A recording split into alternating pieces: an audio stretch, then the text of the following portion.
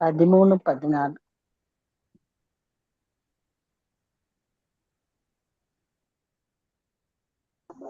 ब्रह्मचर्येण समयेन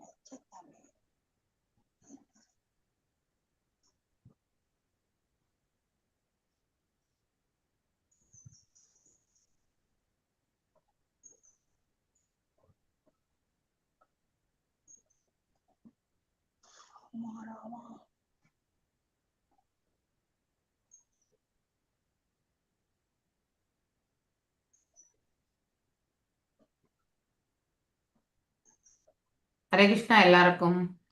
ஹரே கிருஷ்ணா. ஹரே ஹரே கிருஷ்ணா கிருஷ்ணா மாதாஜி. வாழ்வளமுடன். ஹரே கிருஷ்ணா பிரபுஜி, எல்லாருக்கும் ஹரே கிருஷ்ணா. ஸோ நாம் இன்னைக்கு வந்து 13 பிரேயர் சொல்லல மாதாஜி. பிரேயர் பிரேயர் சொல்லல, பாட்டு பாடல. எங்கள் வந்ததுன்னு தெரியல. ஹரே கிருஷ்ணா.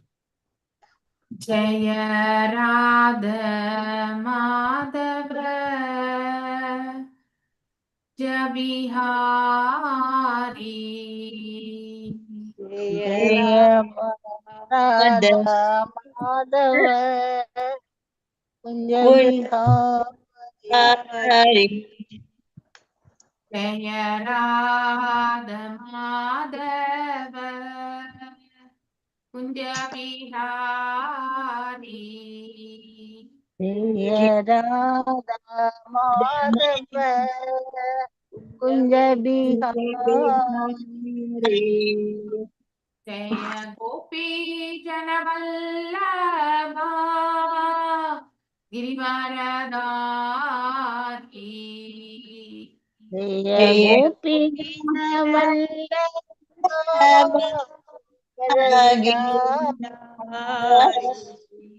ஜெய கோபி ஜனவல்லபா கிரிவரதாரி ஜெய கோபி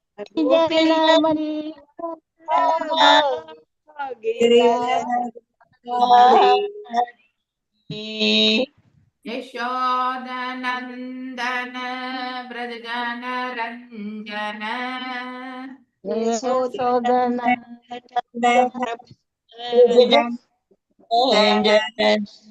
யசோதநந்தன பிரஜன ரஞ்சன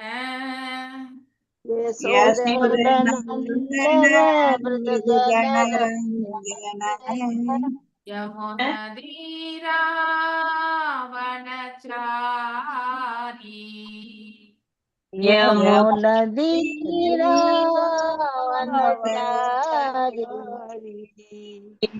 யமுனதீராவனச்சாரி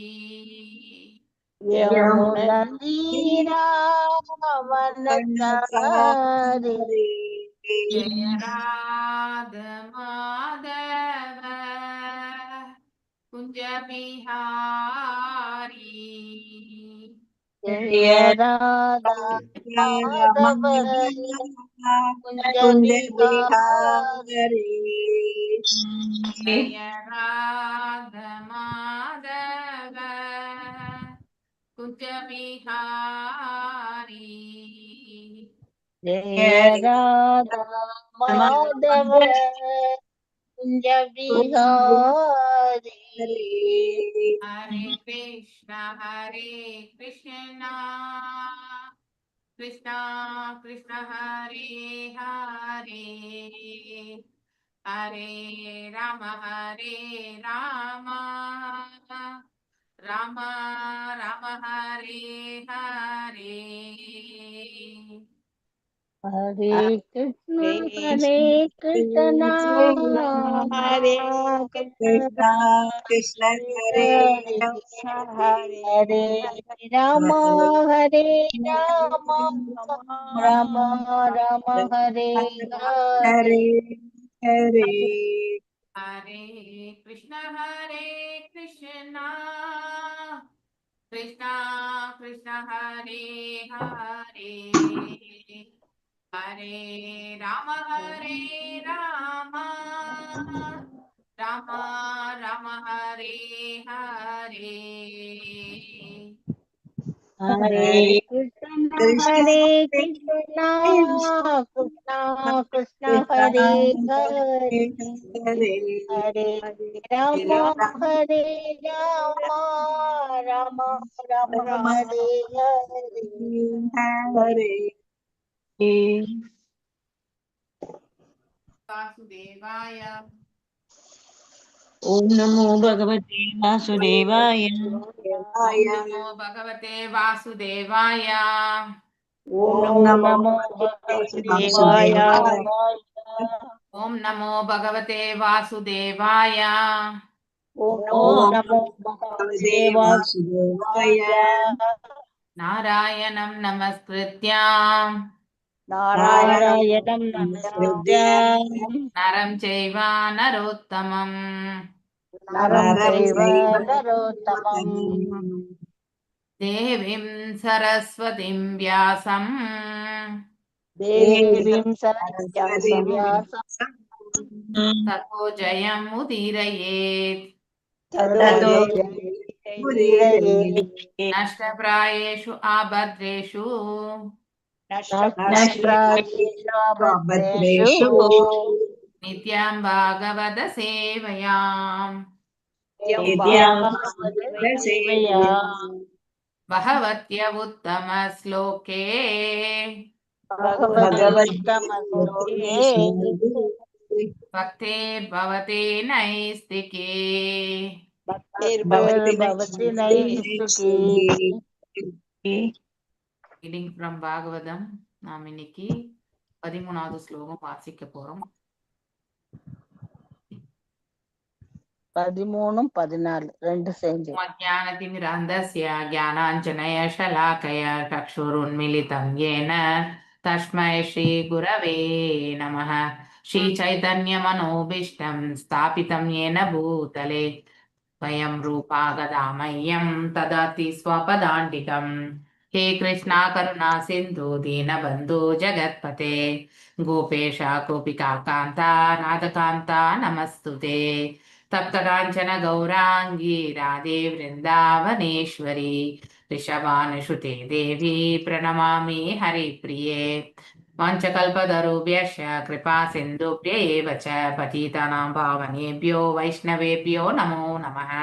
नमो ॐ विष्णुपादाय कृष्णप्रेष्ठाय भूतले श्रीमति भक्तिवेदान्त स्वामिनिधि नामिने. नमस्ते सारस्वते देवे गौरवाणी प्रचारिणे निर्विशेष शून्यवादे पाश्चात्यदेशधारिणे. जय श्री कृष्ण चैतन्य प्रभु नित्यानंद श्री अद्वैत गदाधर श्रीवासादि गौर भक्त वृंद. हरे कृष्णा कृष्णा कृष्णा हरे हरे हरे राम राम राम हरे हरे. मूगं करोति वाचालं भङ्गुं लङ्घयते गिरिं यत्कृपातमहं वन्दे परमानन्दमाधवं श्रीकृष्ण चैतन्य ஈஸ்வரம். ஓகே, ஸோ நாம் இன்னைக்கு பதங்கள் 13ல இருந்து பார்க்க போறோம். எல்லாரும் கொஞ்சம் மியூட்ல இருங்கோ, ஏன்னா பேக்ரவுண்ட் நாய்ஸ் சுகர்கரன் வந்துட்டு இருக்கு. ஓகே. तपसा ब्रह्मचर्येण समने समेन साधमेन च त्यागेन सत्यशौचाभ्यां यमेन श्रद्धयान्विता देहवाग्बुद्धिजं धीर्मज्ञा श्रद्धयान्विताः शिबन्ति अगं महत्तपि वेणुकुल्मं मह इवानलः. ஸோ மனதை ஒருநிலைப்படுத்தி ஒருவன் பிரம்மச்சரியத்தை அனுஷ்டிக்க வேண்டும் என்பதுடன் கீழே விழுந்து விடாதபடியும் பார்த்து கொள்ள வேண்டும். தன்னிச்சையாக புலனின்பத்தை கைவிடும் தவத்தை ஒருவன் மேற்கொள்ள வேண்டும். பிறகு ஒருவன் தன் மனதையும் புலன்களையும் கட்டுப்படுத்த வேண்டும். தான தர்மங்களை செய்ய வேண்டும். சத்தியம் கடைபிடிக்க வேண்டும். சுத்தம் அஹிம்சை ஆகியவற்றை கடைபிடிக்க வேண்டும். கட்டுப்பாட்டு விதிகளை பின்பற்ற வேண்டும். மேலும் பகவானின் புனித நாமத்தை தினமும் ஜபிக்க வேண்டும். இவ்வாறாக சமய கோட்பாடுகளை அறிந்துள்ளவனும் நிதான புத்தி உள்ளவனும் நம்பிக்கை உள்ளவனுமான ஒருவன் அவனது மனோ வாக்கு காயத்தினால் செய்யப்பட்ட எல்லா பாவங்களிலிருந்தும் தற்காலிகமாக தூய்மை அடைகிறான். இப்பாவங்கள் ஒரு மூங்கில் புதரின் அடியில் உலர்ந்த இலைகள் போன்றவையாகும். அந்த இலைகள் நெருப்பினால் எரிந்து போகக்கூடும் என்றாலும் அவற்றின் வேர்கள் அப்படியே உள்ளன. அதனால் எந்த சமயத்திலும் அது மீண்டும் முளைக்கக்கூடும். ஸோ ஒரு பாவத்தை நாம களையிறோம்னாலும் அது வேரோட களைய வேண்டும். இல்லைன்னா அது எப்ப வேணாலும் மீண்டும் முளைக்கும். அப்படின்னா என்ன அர்த்தம்னா, நம்ம மனசுல இருக்கக்கூடிய அந்த அழுக்கு எனக்கூடிய அந்த செடி இல்லையா, அந்த செடி வந்து நல்லா வேரூன்றி போயிருக்கக்கூடிய செடி. ஸோ நாம் இப்போ பக்தி பாதையில வரும்பொழுது என்ன பண்றோம், நம்முடைய புலன்களை எல்லாம் வந்து சுத்தப்படுத்த ஆரம்பிக்கிறோம். ஆனா எப்போ நாம் முழுசா நம்ம வந்து பரிசுத்தப்படுகிறோமோ அது வரைக்குமே அந்த பாவத்தினுடைய வேர் வந்து நம்ம ஆழ் மனசுல கண்டிப்பாக இருக்கும். அதை நாம் எப்படி வெளிப்படுத்துவோம்னாக்கா, அப்படிப்பட்ட பாவச் செயலை செய்து மீண்டும் வந்து நாம வெளிப்படுத்தி விடுவோம். ஸோ அதாவது பாவம் செய்யாம இருக்கணும்ன்ற அந்த உணர்தல் நாம மேற்கொள்ளும் பொழுதுதான் அதை வந்து வெளியில வரும். பாவம் செய்யாமல் மட்டுமே இருந்தா மட்டும் அது வந்து அது மேலோட்டம் இல்லையா, மேலோட்டமா அது உணர்தல். எப்பயுமே ஆழ்ந்து உணரக்கூடிய அந்த, அதாவது மனசா வாச்சா மனசா இல்லையா, அதாவது மனதாலும் வாக்காலும் இல்லையா உடலாலும் BMW இல்லையா. ஸோ இப்படி இந்த 3 நாளையுமே வந்து நாம வந்து உணர்றோம். உடனே வெறுமனே உடல் தளத்துல இருந்து நம்ம செயல்பட்டா கண்டிப்பா நடக்காது. வெறும் வாக்குனிலிருந்து நம்ம செய்தாலும் நடக்காது. மனதிலிருந்து நம்ம வந்து அதை வந்து செயல்படுத்தணும். அப்போ ஆழ்ந்த மனதிலிருந்து அதை நாம தூக்கி எறிந்தால் ஒழிய மீண்டும் அத்தகைய பாவச் செயல் செய்யாமல் இருக்கிறதுக்கான வாய்ப்பு வந்து மிக மிக, அதாவது தவிர்க்க முடியாதது. ஓகே, அதனால எந்த சமயத்துல வேணாலும் அந்த பாவச் செயலை நம்ம வந்து செயல்படுத்திடும். ஃபார் எக்ஸாம்பிள், நம்ம ஒரு சின்ன தவத்தை தான் மேற்கொள்றோம்னு வச்சுக்கோங்க. ஓகே, ஸோ நான் வந்து இனிமே கோவப்படக்கூடாது இல்லையா, கோவப்படக்கூடாது, ஸ்ட்ரிக்டா ரொம்ப வந்து பேசக்கூடாது இல்லையா, எதையுமே வந்து அன்பு கொண்டு சொல்லணும் அப்படிங்கிற ஒரு நினைக்கிறேன். ஏன்னா நான் கோவப்பட்டு, அதாவது நான் பேசக்கூடிய வார்த்தைகள் வந்து அடுத்தவங்களுக்கு வந்து அவங்க செய்த தவற வந்து உணர்றதை காட்டிலும் நான் கோவப்பட்டு பேசினேன்ற மட்டும்தான் அவங்க மனசுல பதிய ஆரம்பிக்கும் இல்லையா. ஸோ அப்போ அந்த கோவத்தோடு பேசின அந்த பேச்சு வந்து எந்த ஒரு பாதிப்புமே அந்த சூழ்நிலையில வேணா இருக்குமே ஒழிய மீண்டும் அந்த நபர் அந்த செயலை செய்யாமல் இருக்கணும்ன்ற அந்த உணர்வு வந்து அந்த நபருக்கும் ஏற்படுத்தி கொடுக்காது. இது பிராக்டிக்கலா நாம அன்றாடம் பார்க்கக்கூடிய ஒன்று. வேற பாவங்கள் எல்லாம் நமக்கு வேண்டாம். ஓகே, பட் இதுவே வந்து நம்ம பார்க்கலாம். கோபம் என்பது அஜ்ஞானத்தினுடைய பண்பு இல்லையா. இந்த கோபம் வந்து நம்மள வந்து நமக்கு உடல் அளவிலுமே பாதிப்பு இருக்கு, மனதளவிலுமே பாதிப்பு இருக்கு இல்லையா. அந்த செயலும் வந்து நல்ல விதத்துல வந்து நிறைவு அடைவது கிடையாது. இதை நாம் உணரும் பொழுது அடுத்தவங்களை வந்து நாம கோபப்பட்டு பேசுறதுல வந்து எந்த பிரயோஜனமுமே கிடையாது. ஓகே, கோபம் ஒரே ஒரு விஷயத்துக்கு மட்டும்தான் வரணும். எங்கே பகவானை வந்து நிந்திக்கிறாங்களோ, எங்கே பகவானுடைய பக்தர்களை நிந்திக்கிறாங்களோ அந்த சமயத்துல கோபம் வந்தா போதும். மற்ற பௌதிக செயல்களுக்கு நாம கோவப்பட வேண்டிய அவசியமே கிடையாது இல்லையா. ஆனாலும் நாம நம்முடைய ரஜோகுணம், தூங்கின்னு இருக்கக்கூடிய ரஜோகுணம் வந்து தட்டி எழுப்பு. சத்துவத்துலதான் நம்ம நிலை கொள்ளணும்னு நம்ம நினைச்சு நம்ம செயல்பட்டாலும் கூட ரஜோகுணத்தினுடைய அந்த பாதிப்பு வந்து ரஜோ தமசனுடைய இயல்புகளால வந்து இந்த கோபம் வந்து வெளிப்படுத்தும். இந்த கோபத்தினால வந்து நமக்கு நன்மையே கிடைக்காது. கோபம் வந்து எப்பவுமே அதனுடைய முடிவு இல்லையா, அதனுடைய டெஸ்டினேஷன் வந்து நமக்கு வந்து நன்மை பயக்காது, நமக்கு ஒரு அழிவை மட்டும்தான் ஏற்படுத்தி கொடுக்கும் இல்லையா. அப்ப நான் ஒரு அதாவது நான் வந்து உதட்டளவுல நான் கோவப்படாம இருக்கலாம் இல்லையா, உடல் அளவுல நான் கோவப்படாம கூட இருக்கலாம். ஆனா மனசுக்குள்ள அந்த கோபம் வந்து இப்ப வந்து வெளிப்படையா நான் திட்டேன்னா, அதாவது கோவப்பட்டேன்னா அது வெளியில தெரிஞ்சு போயிடும் இல்லையா. அது உடல் அளவுலயே தெரிஞ்சு போயிடும், வார்த்தை அளவுலயே தெரிஞ்சிடும், மனதளவுலயுமே தெரிஞ்சு போயிடும். ஆனா சில சமயத்துல நமக்கு கோபம் இருக்கும். இப்போ ஒரு எக்ஸாம்பிளா தான் சொல்றேன். அதாவது நம்ம வாழ்க்கையில அன்றாடம் நம்ம அனுபவிக்கக்கூடிய ஒவ்வொருத்தருமே, நீங்க எல்லாரும் கூட அனலைஸ் பண்ணும்பொழுது பாத்தீங்கன்னாக்கா, நான் கோவப்படலப்பா, என் முன்னாடி நடந்து கொண்டிருக்க விஷயம் எனக்கு கண்டிப்பாக ஏற்புடையதாகவே தெரியல, என்னுடைய பார்வைக்கு. ஓகே. அதுக்கப்புறம் பொதுவான பார்வையிலேக்கு நம்ம நோக்கணும் இல்லையா? எப்பவுமே நம்முடைய நோக்கத்தை கொண்டு ஒன்ன வந்து ஜட்ஜ் பண்ணவே கூடாது. சாஸ்திர விதிகளும் இல்லையா? குரு இவங்க எல்லாருமே என்ன சொல்லியிருக்காங்க அப்படிங்கிறத கொண்டு நாம வந்து ஒரு செயலை வந்து நாம அலசி ஆராயணும். அதுல தவறு இழைக்கும் பொழுது நமக்கு கண்டிப்பாக கோபம் வரும். ஆனா கோவப்படக்கூடாது என்ற ஒரு பயிற்சியை நாம மேற்கொள்ளும் பொழுது உடல் அளவுல கோவத்தை வெளிப்படுத்தாம இருக்கலாம். வார்த்தை அளவுல நம்ம கோவத்தை வெளிப்படுத்தாம இருக்கலாம். ஆனா மனசுல நமக்கு அந்த கோவம் என்பது கண்டிப்பாக இருக்கும் இல்லையா? ஏன்னா ஒரே நாள்ல நம்ம கோவத்தை விட்டு குடுத்துற முடியாது. கோவப்படாத மனிதன் யாருமே கிடையாது இல்லையா? ஸோ அதனால கோவத்தையும் நம்ம விட்டுருங்கன்னு சொல்லல. ஆனா கோவம் எதுக்கு படணுன்றது மட்டும் சொல்லப்பட்டிருக்கு வேத சாஸ்திரங்கள்ல. அதுக்கு மட்டுமே பட்டா போறோம். இந்த பௌதீகத்துக்காக நம்ம கோவப்பட வேண்டிய அவசியம் கிடையாது இல்லையா? அதனால ஒரு பெரிய நன்மை என்பது விளையாது இல்லையா? ஸோ அப்போ இந்த நியாய தர்மத்தை வந்து நாம கண்டிப்பா பரிபாலிக்கணும். ஆனா அது நம்ம முன்னாடி அது பரிபாலிக்கலைன்னா அப்ப நமக்கு அது கோபம் வருது இல்லையா? ஸோ அதையுமே நம்ம பொறுமை கொண்டு நம்ம சொல்றதுக்கு நாம பழகணும். So that is the solution இல்லையா? நம்ம பொறுமையோடு சொன்னா எதிர்த்தரப்புல இருக்கிறவங்க கேட்கக்கூடிய மனநிலை இருந்தா கண்டிப்பா அதை எடுத்துப்பாங்க. அவங்க யார சொன்னாலும் கேட்கலன்னா அவங்க அடர்ந்த அஜ்ஞானத்துல இருக்காங்க. அவங்களுக்காக நம்ம வந்து ஒரு பிரார்த்தனையே பண்ணலாம் அப்படின்றது நினைச்சுன்னு நம்ம அந்த இடத்த விட்டு விட்டுறணும். ஸோ இதை நம்ம பிராக்டிஸ் பண்ணதான் நம்ம மனசுல இருக்கக்கூடிய மனதளவுல ஏற்படக்கூடிய கோபம் கூட நம்மளை விட்டு விலகுமே தவிர நம்ம இதை பழகலைன்னா இதெல்லாம் எப்படி வரும்னா பக்தி தொண்டு பண்ணா மட்டும்தான் வரும். அந்த தூய்மை அடையக்கூடிய அந்த பக்குவமே பக்தியில மட்டும்தான் நமக்கு அந்த பரிமாற்றம் என்பது ஏற்படும். இல்லைன்னா கண்டிப்பா ஏற்படாது. எந்த செயல் பண்ணாலுமே நமக்கு அந்த கோபம் நம்ம விட்டு போகாது. வெறுமனே நாம பக்தி பண்ணும்பொழுதுதான். ஸோ நமக்கு கோபம் வர மாதிரி செயல் செய்தா அட்லீஸ்ட் கொஞ்சம் தூரமா போயிட்டு ஸோ ஃபுல்லி ஃபோக்கஸ் அந்த அதாவது கிருஷ்ணருடைய திருவடிகளை நினைச்சுட்டு அவருடைய லீலைகளை நினைச்சுட்டு நம்ம வந்து ஒரு நாம ஜபத்தை வந்து நாம சொல்லலாம். ஓகே. ஸோ அது நமக்கு வந்து நன்மையை வந்து பயக்கும். நம்ம கிட்ட இருந்து கோபம் விலகணும்னா கவுண்டர் ஆக்ஷனே வந்து இதுதான் என்னது பக்தி தான். ஸோ அதை நாம் செய்யணும்னா முழுசா அந்த வேரோட அந்த கோபத்தை வந்து பிடுங்கி போட்டுடலாம்.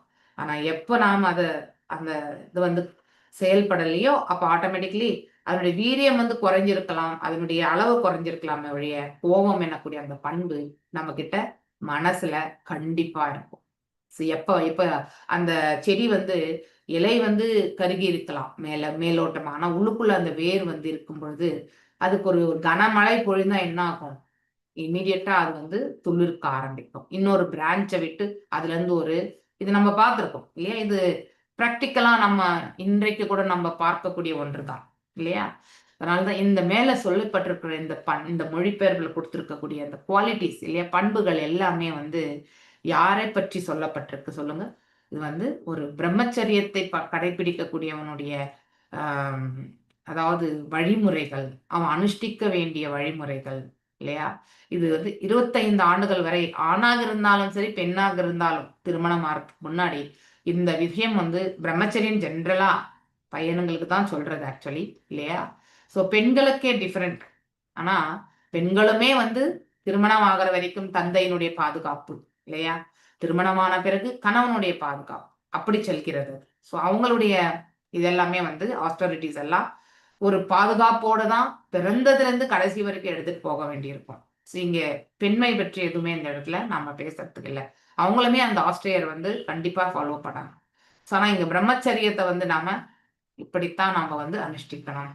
மனதை ஒருநிலைப்படுத்த பிரம்மச்சரியத்தை அனுஷ்டிக்க வேண்டும் என்பதுடன் கீழே விழுந்து விடாதபடி பார்த்து கொள்ள வேண்டும். அப்படின்னா நம்ம அனுஷ்டானம் பண்ணக்கூடிய அந்த பண்புகளை வந்து எக்காரணத்து கொண்டும் அதுல இருந்து நாம டீவியேஷன் அதாவது நழுவக்கூடாது. ஓகே பரவாயில்ல, இன்னைக்கு பரவாயில்ல இல்லையா அப்படின்னு நினைச்சிட்டு போறது இல்லையா? சத்தியத்தை கடைபிடிக்க வேண்டும். பேசக்கூடிய வார்த்தைகள்ல உண்மை இருக்கணும் இல்லையா? ஓகே பரவாயில்ல, இந்த ஒரு வாட்டி நம்ம போய் சொன்னா அப்படின்னு நினைச்சிட்டு போனா அது தவறு இல்லையா? அஹிம்சை இம்சையை கொடுக்கறது. ஓகே. ஸோ இம்சையை கொடுத்துட்டு ஓகே இந்த ஒரு வாட்டி பரவாயில்ல அப்படின்னு நினைச்சிட்டு மறுபடியும் அஹிம்சையை பரிபாலிக்கிறதுக்கு நினைக்கிறது. So this and all is அதாவது எப்ப வேணாலும் நம்ம வந்து கீழே விழுவோம், இழுத்துட்டே இருப்போம். குணாதிசயம் ரஜோ மற்ற தமசிக்கு வந்து நம்மள எப்பவுமே புல் பண்ணிட்டே தான் இருக்கும். ஆனா நாம ஒரு பிரம்மச்சரியத்தை கடைபிடிக்கிறவங்க மினிமம் சத்துவத்துல வந்து நிலை கொள்ள வேண்டும். ஓகே. கீழே விழுந்து விடாதபடியும் பார்த்து கொள்ள வேண்டும். தன்னிச்சையாக புலனின்பத்தை கைவிடும் தவத்தை ஒருவன் மேற்கொள்ள வேண்டும். எஸ். ஸோ இந்த பிரம்மச்சரிய காலத்துல நம்ம சிறு வயதுல இருந்து இல்லையா, அதாவது ஒரு இந்த உடல்ல பாத்தீங்கன்னா அநேக மாற்றங்கள் எல்லாமே உண்டு இல்லையா. 10 வயசு சிறுவன், 15 வயது, அந்த மாதிரி எல்லாம் வந்து பாத்தீங்கன்னாக்கா உடல் மாற்றங்கள் கண்டிப்பாக ஏற்படும். ஸோ அப்போ நாம இதெல்லாமே வந்து தன்னிச்சையாக புலனின்பத்தை, அதாவது நம்ம ஒரு புலனால வந்து ஆனந்தத்தை அனுபவிக்கணும். நான் இதை பார்த்தே தீரணும், இந்த சினிமாவுக்கு நான் போயே ஆகணும் இல்லையா, அப்படி நினைக்கிறாங்க இல்லையா. ஸோ இது என்னுடைய ஹீரோ. இப்போ கூட அந்த கிரேஸ் இருக்கு. நீங்க இந்த யங் ஜெனரேஷன் நீங்க பாருங்க. ஸோ ஐ திங்க் இப்போ ரீசெண்டாக ஐ திங்க் விஜயோட பிக்சர் ஒன்று ரிலீஸ் ஆச்சு இல்லையா. ஸோ எத்தனை பேர் போயிட்டு பிக்சர் பார்த்துருப்பாங்க இல்லையா, யங் ஜெனரேஷன். ஸோ அதாவது எப்படி இருந்தாலும் அந்த ஃபர்ஸ்ட் ஷோ நான் போயிடணும். விஜயன்டே கிடையாது, எந்த அவங்கவுங்களுக்கு பிடிச்ச ஹீரோவுடைய பிக்சர் வந்த உடனே வந்து என்ன பண்ணுவாங்க, ஃபர்ஸ்ட் ஷோவே போய் அங்கேயே உட்காந்து, அதாவது ஃப்ரெண்ட் சீட்ல உட்காந்து ஜனநாயகன் எஸ் அந்த அந்த அந்த சினிமாவை நான் பார்த்துதான் ஆகணும் அப்படின்னு நினைக்கிறோம் இல்லையா. ஸோ அது அப்புறமா கூட பார்க்கலாம், பார்க்க வேண்டிய பிக்சரா இருந்தா கண்டிப்பா பார்க்கலாம், தவறு ஒன்றும் கிடையாது. ஆனா இன்னைக்கே பார்த்தாகணும், இப்போ இந்த ஷோக்கே போகணும். எத்தனை பைசா இருந்தாலும் பரவாயில்ல, அந்த டிக்கெட் பிளாக்ல கிடைச்சாலும் நான் போகணும். தட் இஸ் த புலனுடைய உந்துதல் இல்லையா. ஸோ அது அந்த அந்த மாதிரி உந்துதலை வந்து கைவிடணும் இல்லையா. ஸோ இன்னொன்று வந்து நம்ம பேசக்கூடிய வார்த்தைகள், அங்கிருந்தா எல்லாமே கட்டுப்பாடு வராது. பேசக்கூடிய வார்த்தைகள், உண்ணக்கூடிய உணவு, இது எல்லாமே வந்து it is an austere actual. Okay, அதை வந்து நம்ம பக்குவமா எடுத்துட்டு போனா நம்மளுடைய மற்ற புலன்கள் வந்து பக்குவம் தானாவே வரும். வயிற்றுக்கு என்ன உணவு கொடுக்குறோமோ அதனுடைய பாவம் வந்து இந்த உடல்ல வந்து கண்டிப்பா இருக்கும் இல்லையா. அதனால்தான் நம்ம சாத்வீகமான உணவை சாப்பிடணும்ன்றது நமக்கு பரிந்துரைக்கப்படுவதற்கான காரணம், புலனை கட்டுப்படுத்துவது சுலபமா நடக்கும். அதே நீங்க ரஜோ தமஸ் உணவுகளை சாப்பிட்டா புலனை கட்டுப்படுத்த முடியாது. புலனின் கட்டுப்பாட்டுல வந்து மனசு சென்றுவிடும். அதற்கேற்றவாறு இந்த புத்தியும் வந்து செயல்பட ஆரம்பிக்கும். ஓகே, ஸோ புலன்கள் வந்து மனதனுடைய கட்டுப்பாட்டுல இருக்கணும். ஆனா மனதே புலன்கள் கட்டுப்பாட்டுக்கு போயிடுச்சுன்னா ஒன்றும் பண்ண முடியாது. பிறகு ஒருவன் தன் மனதையும் புலன்களையும் கட்டுப்படுத்த வேண்டும். ஸோ உணவு ரொம்ப ரொம்ப முக்கியம். ஓகே, தான தர்மங்களை செய்ய வேண்டும் இல்லையா. அதாவது தர்மத்தை வந்து நாம, அதாவது எந்த மாதிரியான தானங்கள் கொடுக்கணும் இல்லையா. சாத்விகமா இருக்கக்கூடிய தானங்களை நாம வந்து கண்டிப்பா செயல்படுத்தணும். தாமசிக்கு அடுத்து வந்து ரஜோ குணத்துல இருக்கக்கூடிய தானங்களை நாம கண்டிப்பா விட்டுறணும். அப்படின்னா சாத்விகமான தானம் எது, நம்ம வந்து அடுத்தவங்களுக்கு வந்து பழம் செய்யப்படுறதோ இல்ல கோயிலுக்கு செய்யறதுமே வந்து வந்து சாத்விகத்துல தான் வரும். ஆனா அந்த நபருக்கு எந்த ஒரு இது, ஃபார் எக்ஸாம்பிள் ஒரு வீட்டுல ஒரு பெண்ணுக்கு திருமணத்திற்கு வந்து பற்றாக்குறையா இருந்தா, அவங்க நம்ம கிட்ட நிறைய இருந்தாக்கா நாம அவங்களுக்கு கொடுக்கறதுல தவறு கிடையாது இல்லையா. ஸோ அந்த மாதிரி நற்காரியங்கள் இல்லையா.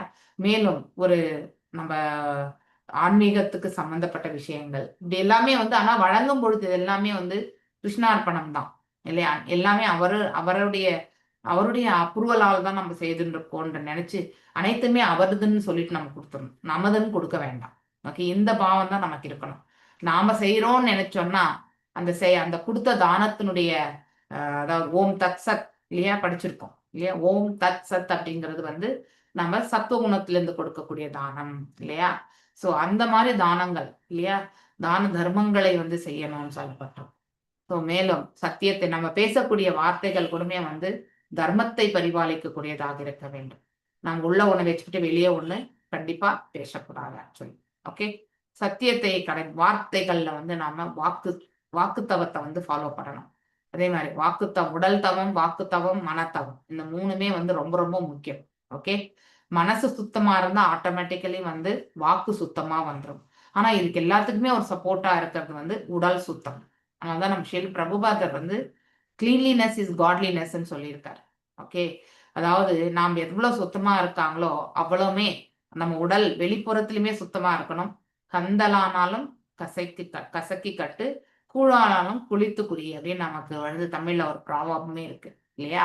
அதனால கந்தையானாலும் நம்ம வந்து, அதாவது ஒரு அதாவது ரொம்ப பழைய துணியா இருந்தாலும் கூட நாம அதை வந்து துவைச்சு நம்ம வந்து கட்டிக்கணும் இல்லையா. அழுகு துணியோட இருக்கக்கூடாது. நம்ம காலையில நம்ம எழுந்து குளிச்சோம்னாலே நம்ம கிட்ட ஒரு ரெஃப்ரெஷ்மெண்ட் இல்லையா. குளித்து அது பழைய ஆடைய கூட நம்ம வந்து அதாவது எப்பவுமே வந்து போட்டுண்ட ஆடைய வந்து மீண்டும் நம்ம ஆஸ் பர் இந்த பிராமணிக்கல் இதுலயே வந்து படிக்கும் பொழுது ஸோ நான் இந்த டெம்பிள் நம்ம எல்லாருமே நீங்களோட பார்த்துருப்பீங்க. எவ்ரி திங் இஸ் அன் ஆஸ்ட்ரியர் இல்லையா? இப்போ சாப்பிட்டுட்ட பிறகு மீண்டும் வந்து கிச்சனுக்கு போக முடியாது. குளிச்சுட்டு தான் போய் அங்கே வந்து கிச்சன் ஒர்க்கில் வந்து ஈடுபடணும். So once you are contaminated இல்லையா? ஃபுட்டு சாப்பிட்ட உடனே என்ன ஆகும்? நமக்கு மந்த புத்தி தான் வரும். மந்த புத்தி வந்தா மூளை வந்து வேலை செய்யாது இல்லையா? சுறுசுறுப்பா நம்ம செய்ய மாட்டோம். அதே பாவத்தை கொண்டு அந்த ஃபுட்டுமே நம்ம வந்து படைக்கும் பொழுது அந்த நம்ம அதாவது தாயினுடைய உணவு வந்து எப்பவுமே அவங்க செய்யக்கூடிய உணவு எப்பவுமே நல்லதுன்னு சொல்லுவாங்க குழந்தைங்களுடைய ஆரோக்கியத்துக்கு. ஏன் சொல்லுங்க? தாய் வந்து பார்த்து பார்த்து செய்வா. இதை சாப்பிட்ட நம்ம குழந்தைக்கு நல்ல ஆரோக்கியமா இருப்பா அப்படின்னு சொல்லிட்டு ஒவ்வொன்றுத்திலுமே ஒரு செக் பாயிண்ட் வச்சு பண்ணுவா. அந்த பாவமும் அந்த உணவுல இருக்கும். ஓகே. ஸோ இந்த உணவு வந்து பார்த்தீங்கன்னாக்கா பகவானுக்கு இப்ப நம்ம எல்லாம் ஃபர்ஸ்ட் பகவானுக்கு அவர் தான் பெரிய குழந்தை இருக்கிறதுல வீட்டுல இல்லையா? ஸோ ஃபர்ஸ்ட் குழந்தை அவர் தான். ஸோ அவருக்கு ஃபர்ஸ்ட் கொடுத்துட்டு அதுக்கப்புறம் அவருடைய அவர் அதாவது மற்ற குழந்தைகளுக்கு நாம கொடுக்குறோம் நம்ம இல்லையா? முன்னாடி நம்ம குழந்தைங்களுக்கு பார்த்து பார்த்து தான் செஞ்சோம். ஸோ அங்கே அன்பு என்பது இருந்தது இல்லையா? அந்த பாவம் எல்லாமே அந்த உணவுல இருக்கும். எதுக்கு நம்ம ஹோட்டல் ஃபுட்டு சாப்பிடக்கூடாது அப்படின்னு நமக்கு ஏன் சொல்லப்படுறதுன்னா வேலை செய்பவர்கள் தான் அவர் இல்லையா? ஸோ அவங்களுடைய மனோபாவம் எப்படி இருக்கும்? ஏதோ கடமைக்காக நம்ம உணவு படைக்கிறோம். தட் இஸ் ஃபர்ஸ்ட் பாயிண்ட் இல்லையா? காசுக்காக அவங்க வந்து வேலை செய்யறாங்க. அங்கே வந்து அன்பு இல்லையா? இதை சாப்பிட்றவங்க வந்து நல்லா இருக்கணும் அப்படிங்கிற எண்ண ஓட்டத்தை வந்து ஃபோக்கஸா இருக்காது. அவங்களுக்கு கெட்டு போகணுன்ற எண்ணம் இருக்காது. ஆனா இதுவுமே இருக்காது. அவங்களுடைய அதாவது ஒரு ஒரு டிட்டாச்மெண்டா தான் இருக்கும். அது ஒரு வேலையா செய்யும்பொழுது அதுல பெருசா இன்வால்வ்மெண்ட் இருக்காது இல்லையா? 24 மணி நேரம் நின்றுட்டே வேலை செய்யணும்னா கால்வலி தான் ஃபோக்கஸா இருக்குமே ஒழிய அவங்க செய்யக்கூடிய உணவுல வந்து ஒரு நல்ல பாவத்தை வந்து அவங்களால கண்டிப்பா கொடுக்க முடியாது. இது அவங்களுடைய தவறு கிடையாது. எல்லாருமே அவ்வளவுதான். ஒரு வேலை செய்யற இடத்துல வந்து எவ்வளவு ஈடுபாடு செய்ய முடியும்ன்றது வந்து காலையில கொஞ்சம் உத்வேகமா செய்யலாம். மத்தியானம் ஆகும்போது கொஞ்சம் குறையும். ஈவினிங் ஆகும்போது எப்ப வீட்டுக்கு போகலாம்னு தோணும் இல்லையா? அப்படிதான் அந்த அந்த மனபாவம் வந்து பாத்தீங்கன்னாக்கா மாறிண்டே இருக்கும். ஆனா அம்மா அப்படி கிடையாது இல்லையா? சோ இப்ப நம்ம கிருஷ்ணருக்காக படைக்கிறோம் நம்ம. அதுல உண்மையிலேயே நம்மளுடைய டேலண்ட் அங்க வந்து தெரியறது கிடையாது. கிருஷ்ணருக்காக செயல்படும் பொழுது அங்க வந்து அவருக்குன்னு சொல்லும் பொழுது அந்த அன்பு பரிமாற்றத்தால வந்து அந்த உணவுமே வந்து ரொம்ப ருச்சியா வந்து அமைந்துவிடும் இல்லையா? எவ்வளோ அதாவது ஒரு ஆவரேஜா இருக்கக்கூடியவங்க வந்து குக் பண்ணா கூட அந்த உணவு வந்து இறைவனுடைய மகிமையால வந்து மிகவுமே வந்து அது அதாவது சாப்பிட்டா அது ரொம்ப நமக்கு ஆனந்தத்தை கொடுக்கக்கூடியதா இருக்கும். அப்ப அதை வந்து பகவானுடைய கிருபையை வந்து நாம அந்த இடத்துல காண்கின்றோம் இல்லையா? இப்படி இந்த உணவு வகைகள்ல கூட இருக்கு. நாம என்ன உணவு உட்கொள்கின்றோமோ அதனுடைய பாவம் வந்து நம்ம கிட்ட கண்டிப்பா தெரியும். அதனால்தான் இறைவனுக்கு படைத்து சாப்பிடும். இறைவனுக்கு படைத்தால் பாவம் நீக்கப்படுகிறது. அது அதாவது இன்டர்னல் ஃபேக்டர். எக்ஸ்டர்னல் ஃபேக்டரா நம்ம பார்க்கும் பொழுது என்ன இருக்கு? வெளிப்புறமா பார்க்கும் பொழுது நம்ம கிட்டயுமே வந்து ஒரு சாப்பிட்ட பிறகு ஒரு திருப்தி இல்லையா? ஆனந்தம் இதெல்லாமே இருக்கு. ஓகே. பிரசாதத்தை ஸ்வீகரிக்கும் பொழுது. ஸோ இதெல்லாம் அந்த ஆனந்தம் இதெல்லாம் வரும்போது அந்த பாவம் என்பது நம்ம கிட்ட என்ன ஆகும்னாக்கா நம்ம ஹிருதயத்துல இருக்கக்கூடிய தேவையற்ற எண்ணங்கள் இல்லையா? தேவையற்ற பண்புகள் இது எல்லாத்தையுமே நம்ம கிட்ட இருந்து விரட்டி அடிக்கும். இது வந்து படிப்படியா தான் நம்ம பார்க்க முடியும். ஒரே நாள்ல வந்து நமக்கு எல்லாமே கிடைத்து விடாது. அதோட நாம முன் ஜென்மத்துல எங்க விட்டிருந்தோமோ அங்க இருந்துதான் தொடங்கி இருக்கோம் இல்லையா? அந்த தொடர்தலோட வந்து இதெல்லாமே செயல்படும் ஆக்சுவல். சுத்தம், அஹிம்சை இதெல்லாம் இருக்கணும். கட்டுப்பாட்டு விதிகளை பின்பற்ற வேண்டும். இப்படிதான் இருக்கணும்னா இப்படிதான் இருக்கணும். காலையில சீக்கிரம் எழணும்னா எழணும். நைட்டு சீக்கிரம் படுக்கணும்னா படுக்கணும் இல்லையா? இந்த உணவை தான் சாப்பிடணும்னா இந்த உணவு தான் சாப்பிடணும் இல்லையா? ஸோ இந்த சமயத்துல இந்த செயல் தான் செய்யணும்னா அதுதான் செய்யணும். இப்ப நம்ம அந்த அதாவது கிச்சன் இல்லையா? டிடி கிச்சன் போகும்பொழுது நம்ம சமைக்கும் பொழுது நம்ம பாவம் முழுவதுமே பகவானை எண்ணிக்கொண்டு இல்லையா? அவருக்காக ஆற்றுவது என்று மனசுல வந்து ரொம்ப ஆனந்தத்தோடு செய்யணும். அப்படிப்பட்ட உணவு வந்து பகவானுக்குமே வந்து ஆனந்தத்தை கொடுக்கும். ஓகே. அதை நாம வந்து ஸ்வீகரிக்கும் பொழுது நமக்கும் ஆனந்தத்தை கொடுக்கும். இது நல்ல ஆரோக்கியத்தையுமே கொடுக்கும். எப்ப நம்ம ஆனந்தமயமா இருக்கிறோமோ ஆரோக்கியமுமே வந்து நமக்கு நல்ல இதுல இருக்கும். சோ நம்ம மனசுல துக்கத்தை வைத்து கொண்டிருக்கும் பொழுது நமக்கு ஆனந்தம் என்பது இருக்காது. அதனால உடல் உபாதைகளுமே நம்மளை விட்டு நீங்காது. இவ்வாறாக சமய கோட்பாடுகளை அறிந்துள்ளவனும் நிதான புத்தி உள்ளவன் அதாவது சிதாதிர் முனி இல்லையா? நம்பிக்கை உள்ளவனும், நம்பிக்கை என்பது யார் மீது? இறைவன் மீது, இல்லையா? அதாவது ஸ்ரத்தை.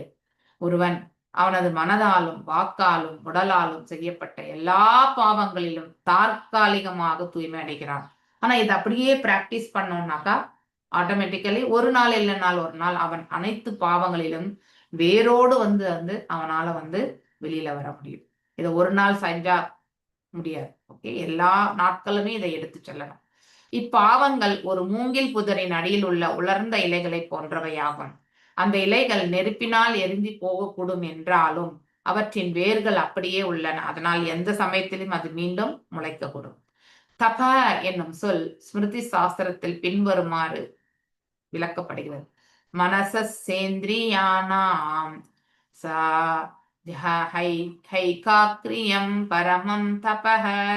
அதாவது மனது இல்லையா, ஏந்திரியம் அதாவது இந்திரியங்கள், மனசே இந்திரியானாம் புலன்கள், ச ஐகாக்ரியம் அதாவது அடக்கி இல்லையா, பரமம் ஒரே வகையான செயலில் அவற்றை முழுமையாக, பரமம் மீன்ஸ் நித்தியமாக இல்லையா, நிலைப்படுத்துவதே தபா என்று அழைக்கப்படுகிறது.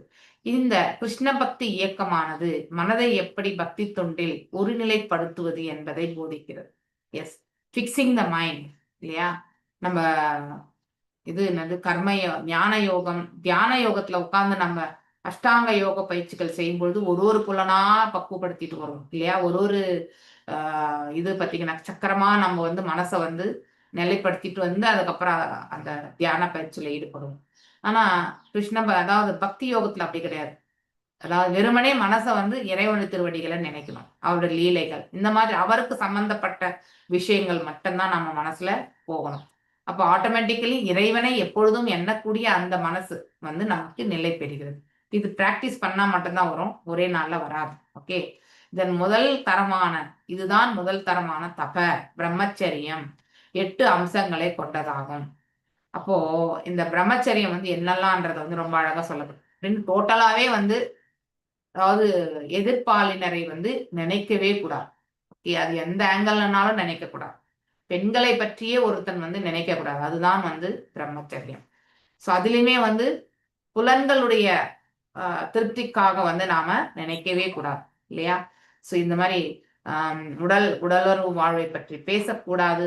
ஏன்னா நம்ம வார்த்தைகளால் கூட நாம் என்ன ஆகிறோம், புலன்களை வந்து ஈர்த்து செல்கிறோம். கண்ணால பார்த்த அஜாமிலா இல்லையா, ஒரு விலைமாது ஒரு பெண் ஒரு ஆணுடன் இருந்த அந்த நிலையை கண்டுதான் அவன் சிறு பிராயத்துல அவருடைய தந்தைக்கு வந்து அவருடைய பக்தி தொண்டுக்கு வந்து பூக்களை எல்லாம் பறிச்சுட்டு போய் கொடுத்துட்டு இருந்தான். ஆனா அவன் பார்த்த இந்த காட்சி, அதன் பிறகு அவன் வந்து மீண்டும் வந்து அவனுடைய குடும்பத்தோடு அவன் இணையவே இல்லை இல்லையா. அவருடைய பெற்றோர்களை வந்து பெற்றோர்களை விட்டான் எல்லாமே. கடைசியில அந்த விலை மாதோடுவே வந்து 10 பிள்ளைகளை ஈண்டெடுத்தான்.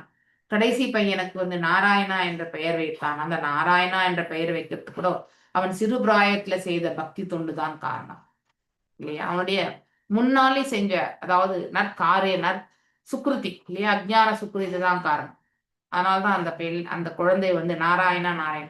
அவன் கடவுளை அழைக்கவே இல்லை இல்லையா.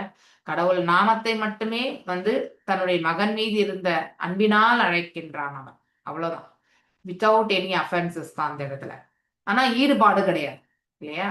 நாமத்தின் மீது அவனுக்கு வந்து எந்த இதுவுமே கிடையாது. ஆனா தன்னுடைய மகனை அழைக்கக்கூடிய அந்த பாவத்தோட சொல்றான். ஸோ அது மாதிரி பெண்களுடன் வீண் பொழுது போகக்கூடாது. அதனாலதான் சன்னியாசிகள் பார்த்தீங்கன்னாக்கா தனியா எங்கேயுமே வந்து ஒரு மாதாஜியோடைய பேசவே மாட்டாங்க. So that is totally avoided actually. So அதாவது பெண்களை காமத்தோடு பார்க்கக்கூடாது, பெண்களுடன் நெருங்கி பழகக்கூடாது. இதெல்லாமே ரெஸ்ட்ரிக்ஷன்ஸ் அவங்களுக்கு. உடலில் ஈடுபட முடிவு செய்யக்கூடாது, உடலுறவு வாழ்வைக்கு பிரயத்தனம் செய்யக்கூடாது, மற்றும் உடலுறவு வாழ்வில் ஈடுபட கூடாது. ஒருவன் பெண்களை பற்றி நினைக்கவோ அல்லது அவர்களை பார்க்கவோ கூடாது. இதுதான் பிரம்மச்சரியத்தில். அவர்களுடன் பேசுவது பற்றி சொல்ல தேவையே இல்லை, இதுவுமே செய்யக்கூடாது.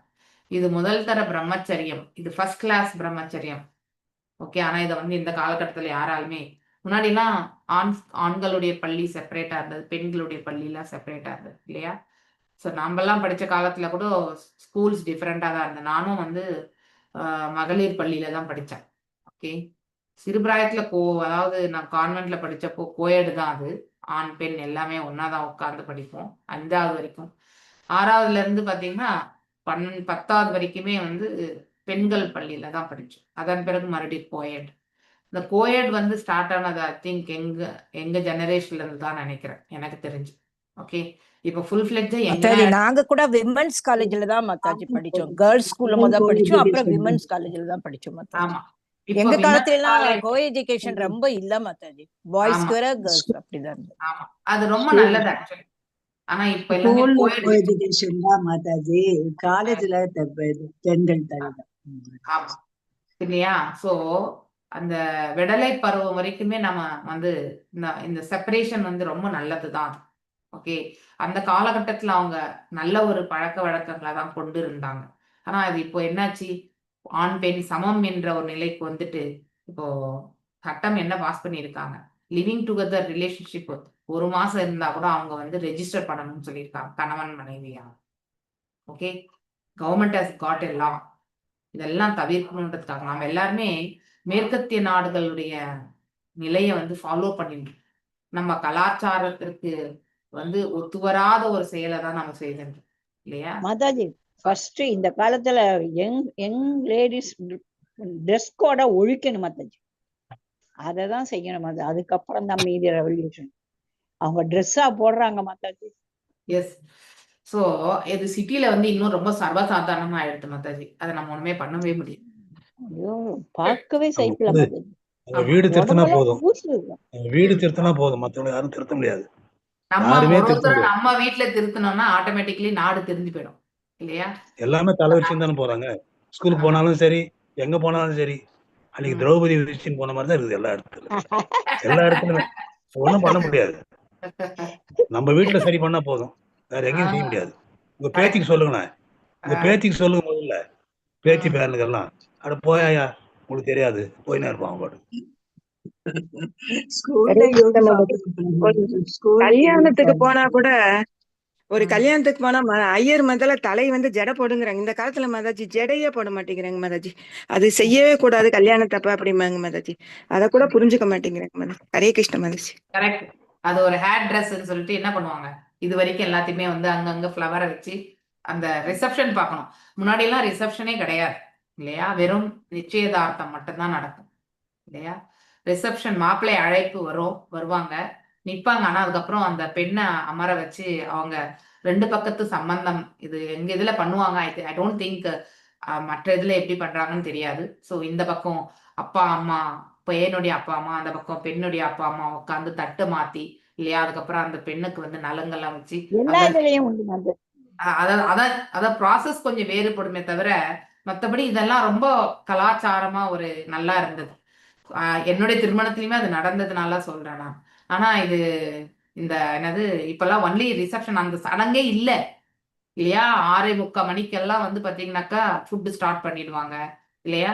அடுத்து வந்து அவங்க பாட்டுக்கு அவங்க நின்னு எல்லாரும் வந்து அங்க ஒண்ணுமே கிடையாது. பையனும் பொண்ணும் நின்னுட்டு வீடியோ போட்டோஸ் மட்டும் தான் நடக்கும். 10 பேர் வருவாங்க, வாழ்த்து சொல்லுவாங்க, பணத்தை மொய்ய சென்ட் கொடுப்பாங்க. பண்ணுவாங்க மாதாஜி. ஆமா, 500 அவ்வளவுதான். ரூபாய்க்கு 500 ரூபாய்க்கு அதெல்லாம் பொருள் வாங்கி பிரைஸ் பண்ணுவாங்க. ஆமா, அதுக்கப்புறம் அவ்வளவுதான் போட்டோ இல்லையா? ஆனா நம்ம இதுல எல்லாம் சாப்பாடு காலையில திருமணம். அதுல என்ன தெரியுமா மாதாஜி ஒண்டர்ஃபுல், அந்த ஆமா, அந்த ரிசப்ஷனுக்காக அந்த பொண்ணுக்கு ஒரு Dress வாங்கி கொடுக்குறாங்க பாருங்க மாதாஜி. ஆமா. அது வந்து அதுக்கப்புறம் அத ஒரு நாள் கூட அவங்க யூஸ் பண்றது இல்ல. ஆனா அது 1000கணக்கு போட்டு வாங்குறாங்க. அதெல்லாம் ரொம்ப கரெக்ட். ஆக்சுவலி சாரியே நல்லா இருக்கும். ஆஹ் ரிசப்ஷனுக்கு வந்து சாரியே ரொம்ப ரொம்ப அந்த அழகா சாரி இருக்கும். ஆமா. அந்த அதுலயே எவ்வளவு அழகழகானதெல்லாம் இருக்கு. என்னமோ ஒரு Dress ம். இப்படி கொடை மாதிரி இவ்வளோ பெருசுக்கு, பொண்ணு உள்ளுக்குள்ள உட்காந்துருக்கு இத்தினோண்டு, Dress மட்டும் இவ்வளவு பெருசுக்கு. அதெல்லாம் எவ்வளவு காசு அதெல்லாம் எத்தனை ஏழைகளுக்கு கொடுக்கலாம் கல்யாண சாக்கு வச்சு. எவ்வளவு பேர் எங்க நல்லா வீட்டுக்கு வாழ்த்திட்டு போவாங்க. எங்க வீட்டுக்கு ஐயர் வருவாங்க மாதாஜி. அனந்தவிரதம் பண்டிகைக்கு வருவாங்க. தெரியாம எங்க மருமக வந்து சுடிதார் போட்டு வந்து உட்கார்ந்தாங்க. சுடிதார் போட்டுட்டு நீ பூஜை செஞ்சா கிழிந்த ட்ரெஸ்ஸுக்கு சமமா அப்படின்னே சொல்லிட்டாங்க. நீ முதல்ல போய் சாரி மாத்திட்டு வா, அப்பதான் பூஜைக்கு உட்காரணும்னு சொல்லிட்டாங்க மாதாஜி. அப்புறமே அவங்க போய் சாரி மாத்திட்டு வந்து உட்கார்ந்தாங்க மாதாஜி. ஹரே கிருஷ்ணா மாதாஜி. எஸ், நல்லா வேணும் நம்முடைய அப்படியெல்லாம் சொல்லணும் மாதாஜி. கலாச்சாரத்துல வந்து எஸ் நம்ம கலாச்சாரம் வந்து எப்படியோ அது மாதிரி வந்து கண்டிப்பா பரிபாலிக்கணும். ஒரு பிரம்மச்சரியோ அல்லது சன்னியாசியோ ஒரு பெண்ணுடன் தனிமையான இடத்தில் பேசினால் யாருக்கும் தெரியாமல் உடலுறவு ஏற்படுவதற்கு வாய்ப்பு உண்டு. So that is the scene. Okay, எனவே நல்ல பிரம்மச்சாரி இதற்கு நேர் எதிராக நடந்து கொள்வான். ஓகே, பேச மாட்டான். ஒருவன் சிறந்த பிரம்மச்சாரியாக இருந்தால் அவனால் மனதையும் புலன்களையும் சுலபமாக கட்டுப்படுத்தி விட முடியும். தான தர்மங்கள் செய்ய முடியும், உண்மையே பேச முடியும். இந்த பிரம்மச்சரியம் நாவையும் உணவு பழக்கத்தையும் கட்டுப்படுத்துவதில் துவங்குகிறது. ஐ திங்க் நான் இப்போ உங்களுக்கு முன்னாடியே படிச்சு சொல்லிட்டேன். இங்க இருந்துதான், நாக்குல இருந்துதான் எல்லாமே தொடங்குது. வச்சோ வேகம், மனசா குரோத வேகம், ஜிவ்வா வேகம், உதரப்பிரஸ்த வேகம் படிச்சிருக்கோம் இல்லையா? ஸோ இதுல நெக்டர் ஆஃப் இன்ஸ்ட்ரக்ஷன்ல ஃபர்ஸ்ட் இன்ஸ்ட்ரக்ஷன் அங்க இருந்துதான் ஸ்டார்ட் ஆகுது. இங்க கட்டுப்படுத்தினா எல்லாமே கட்டுக்கு வந்துடும். ஓகே, பக்தி மார்க்கத்தில் ஒருவன் முதலில் நாவை அடக்குவதன் மூலமாக கட்டுப்பாட்டு விதிகளை உறுதியாக பின்பற்ற வேண்டும். சேவோன்மிகி ஜிவ்ஹாதோ ஸ்வயம் ஹே ஸ்வரதி அதக. ஹரே கிருஷ்ணா மகாமந்திரத்தை ஜபிப்பதாலும் கிருஷ்ணருக்கு சம்பந்தம் இல்லாத விஷயங்கள் பேசாமல், அதாவது பிரஜால்பா, கிருஷ்ணருக்கு படைக்காத எதையும் சுவைக்காது இருப்பதாலும். ஸோ இது தீட்சை எடுத்தவங்களுக்கு மெயினா தேவை இல்லையா? எனக்கு நானே சொல்லிக்கிறேன். ஏன்னா எப்பயாவது வெளியில போகும்பொழுது தவிர்க்க முடியாத காரணங்களால எங்கேயாவது சாப்பிட வேண்டிய ஒரு சூழ்நிலை வரும். ஒரு இட்லியோ அதெல்லாம் யோசிக்கணும் இல்லையா? ஸோ எப்படி அதெல்லாம் மிட்டிகேட் பண்றதுன்னு நிறைய நாளா யோசிச்சுன்னு தான் இருக்கேன். இல்லைன்னா டப்பாவை தான் கட்டின்னு போகணும். நாவை ஜிவ்வா அடக்க முடியும். ஒருவனால் இவ்வாறு நாவை அடக்க முடியுமானால் பிரம்மச்சரியமும் மற்ற தூய்மையடையும் முறைகளும் தானாகவே பின்தொடரும். பக்தி மார்க்கம் முற்றிலும் பூரணமானது என்பதால் அது கர்மம் மற்றும் ஞான மார்க்கங்களை விட உயர்ந்தது இல்லையா? ஹையஸ்ட் கர்மம், அதுக்கப்புறம் ஞானம், தியானம், அதுக்கு அடுத்து பக்தி, அதுதான் டாப் மோஸ்ட். ஸோ உயர்ந்தது என்பதை அடுத்த ஸ்லோகத்துல விளக்கப்படும். வேதங்களிலிருந்து மேற்கொள்ளப்படும் சில மேற்கோள் காட்டி, வேதங்கள்லேருந்து மேற்கோள் காட்டி ஸ்ரீ வீரராகவாச்சாரியார். யார் இந்த வீரராகவாச்சாரியார் சொல்லுங்க? ஸ்ரீ வைஷ்ணவ ஆச்சாரியார். ஸோ இவருடைய மகன் தானே இவரு என்ன ஸ்ரீரங்கத்துல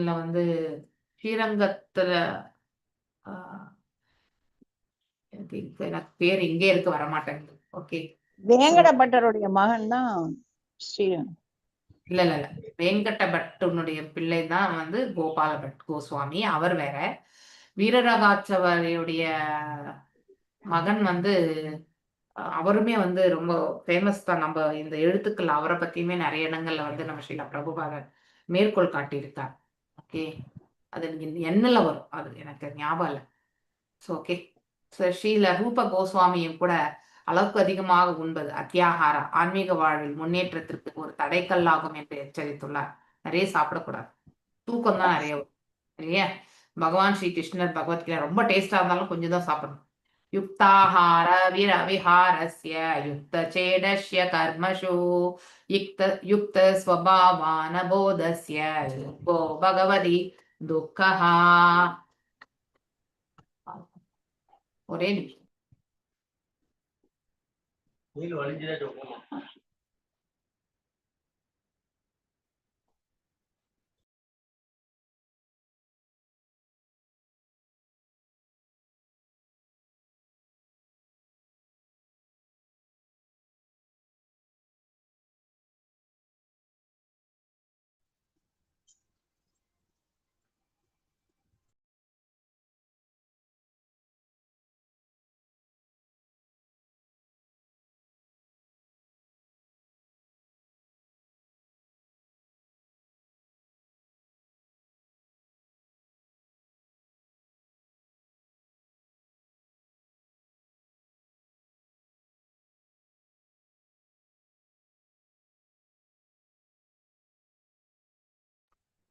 So, युक्ताहार विहारस्य युक्तषेडस्य कर्मषु युक्त स्वप्नावबोधस्य யோகோ பவதி துக்கஹா. அதாவது உண்ணுதல் இல்லையா? யுக்த ஆஹாரா இல்லையா? விஹாரஸ்ய யுக்த ஷேடஸ்ய கர்மஷு கர்மஷு, அதாவது உறங்குதல், உழைத்தல் இல்லையா? யுக்த ஸ்வப்னாவோ போதஸ்ய பொழுதுபோக்கு ஆகியவற்றில் மிதமாக இருக்கணும். நம்ம பகவத்கீதையில கூட ஒரு ஸ்லோகம் இருக்கு இல்லையா? மிகவும், அதாவது எதிலுமே மிக அதிகமாக உறங்குபவன், மிகவும் அதிக நேரம் விழித்திருப்பவன், மிக அதிக நேரம், மிக அதிகமாக உண்பவன், மிக குறைவாக உண்பவன், மிக கேளிக்கைகள்ல வந்து அதிகமாக என்ஜாய் பண்றது, இதெல்லாமே வந்து அவர்களெல்லாம் யோகி ஆக முடியாதுன்னு ஒரு ஸ்லோகம் இருக்கு இல்லையா? படிச்சிருக்கோம் நம்ம. ஓகே, அது போல எதுலையுமே மிதமா இருக்கணும். ஸோ எக்ஸ்ட்ரீம்ஸ்ல போகக்கூடாது ஆக்சுவலி. அதாவது பௌதீக விஷயங்கள் யோக பயிற்சியின் மூலமாக எல்லா பௌதிக துன்பங்களையுமே சமன்படுத்தி விட முடியும். அப்படின்னா அவங்களுடைய பௌதிக துன்பங்களை வந்து அவங்களால வந்து மிட்டிகேட் பண்ண முடியும். அப்படின்னா அதனுடைய எந்த கஷ்டம் வந்தாலும் அதற்கு வந்து அவர்களால வந்து தீர்வு காண முடியும். யாருன்னா ஒரு அதை வந்து ஒரு மிதமா வந்து செயல்படுபவர்களுக்கு இது நன்மை தீமை எல்லாம் வந்து அலசி ஆராயக்கூடிய தன்மை இருக்கும். ரொம்ப எக்ஸ்ட்ரீம் ஹைப்பரா இருக்கிறவங்க பாருங்க, ஒருத்தவங்க வந்து அவங்கள வந்து கட்டுப்படுத்தவே முடியாது. அப்படிப்பட்டவங்களுக்கு நல்லது கெட்டதே தெரியாது. ஓகே, ரொம்ப ரெஸ்ட்லெஸ்ஸா வேலை செய்வாங்க பாருங்க. சில பேர் வந்து ரொம்ப ஹைப்பர்ன்னு சொல்லுவாங்க. அவங்களுடைய சுபாவமே எடுத்த உடனே எல்லாம் முடி எடு போடு அப்படின்னு போவாங்க இல்லையா? அவங்களுடைய நேச்சர் வந்து எப்படின்னா, அவங்கள சுத்தி இருக்கிறவங்களுக்கு அவங்க எவ்வளவு கஷ்டத்தை கொடுக்குறாங்கன்னே அவங்க யோசிக்கவே மாட்டாங்க. அவங்க தெரிஞ்சது வேலை செய்யணும், முடிக்கணும், போகணும், எல்லாம் போட்டு போயிட்டே இருக்கணும் இல்லையா? சில பேர் வந்து ஃபுல்லு சோம்பேறி, எந்த வேலையுமே செய்ய மாட்டாங்க. இது 2 எக்ஸ்ட்ரீம். ஆனா நிறுத்தி நிதானமா பார்த்து செய்யறாங்க பாருங்க, அடுத்தவங்களுக்கு என்ன பாதகம், இதனால என்ன நன்மை, இதெல்லாம் பார்த்து செய்யறாங்க பாருங்க. அந்த மாதிரி ஒரு நிதான புத்தி வளர்த்துக்கணும். 14ஆம் ஸ்லோகத்துல எல்லா சூழல்களிலும் கலக்கம் அடையாமல் இருப்பவர்கள் தான் தீரா என்று சொல்லப்படும். நம்ம ஆல்ரெடி தீராவை பத்தி படிச்சிருக்கோம் இல்லையா? தீரா அடுத்து வந்து இதை பத்தி படிச்சிருக்கோம். என்னது? பக்தி யோகத்துல இருக்கிறவங்க, சன்னியாசி, சன்னியாசி, நரோத்தமா இல்லையா? நரோத்தமா மீன்ஸ் நரோத்தமானாக்கா உத்தமம், உத்தமான மனிதன் இல்லையா? தட் இஸ் பக்தனுக்கு தான் நரோத்தமா இல்லையா? சந்நியாசம் என்பது வந்து அவங்க வந்து வீட்டை விட்டு வெளியில போய் இருக்கக்கூடியதுதான் சன்னியாசி இல்லையா? அதுலயுமே 4 நிலைகள், குட்டிச்சாக்கா, பகுதாக்கா இல்லையா, பரிவர்க்காச்சாரியா, அடுத்து வந்து பரமஹம்சா, இந்த 4 நிலைகள். தீரா இஸ் இந்த சாயுஜ்ய முக்தி பெறுபவங்க, அவங்களுக்கு தான் வந்து தீரா அப்படின்னு சொல்லுவாங்க. மாத்ரா ஸ்பர்ஷேஷு கௌந்தேய சீதோஷ்ண சுக துக்கஹா ஆகமாபாயினோ அனித்ய தாம திதிக்ஷ்வ பாரதா, பொறுத்துக்கொள்ள கற்றுக்கொள்ள வேண்டும் இல்லையா? இன்ப துன்பங்களில் நிலையற்ற தோற்றமும் இல்லையா? இன்ப துன்பங்கள் எப்பவுமே நிலைத்து இருக்காது.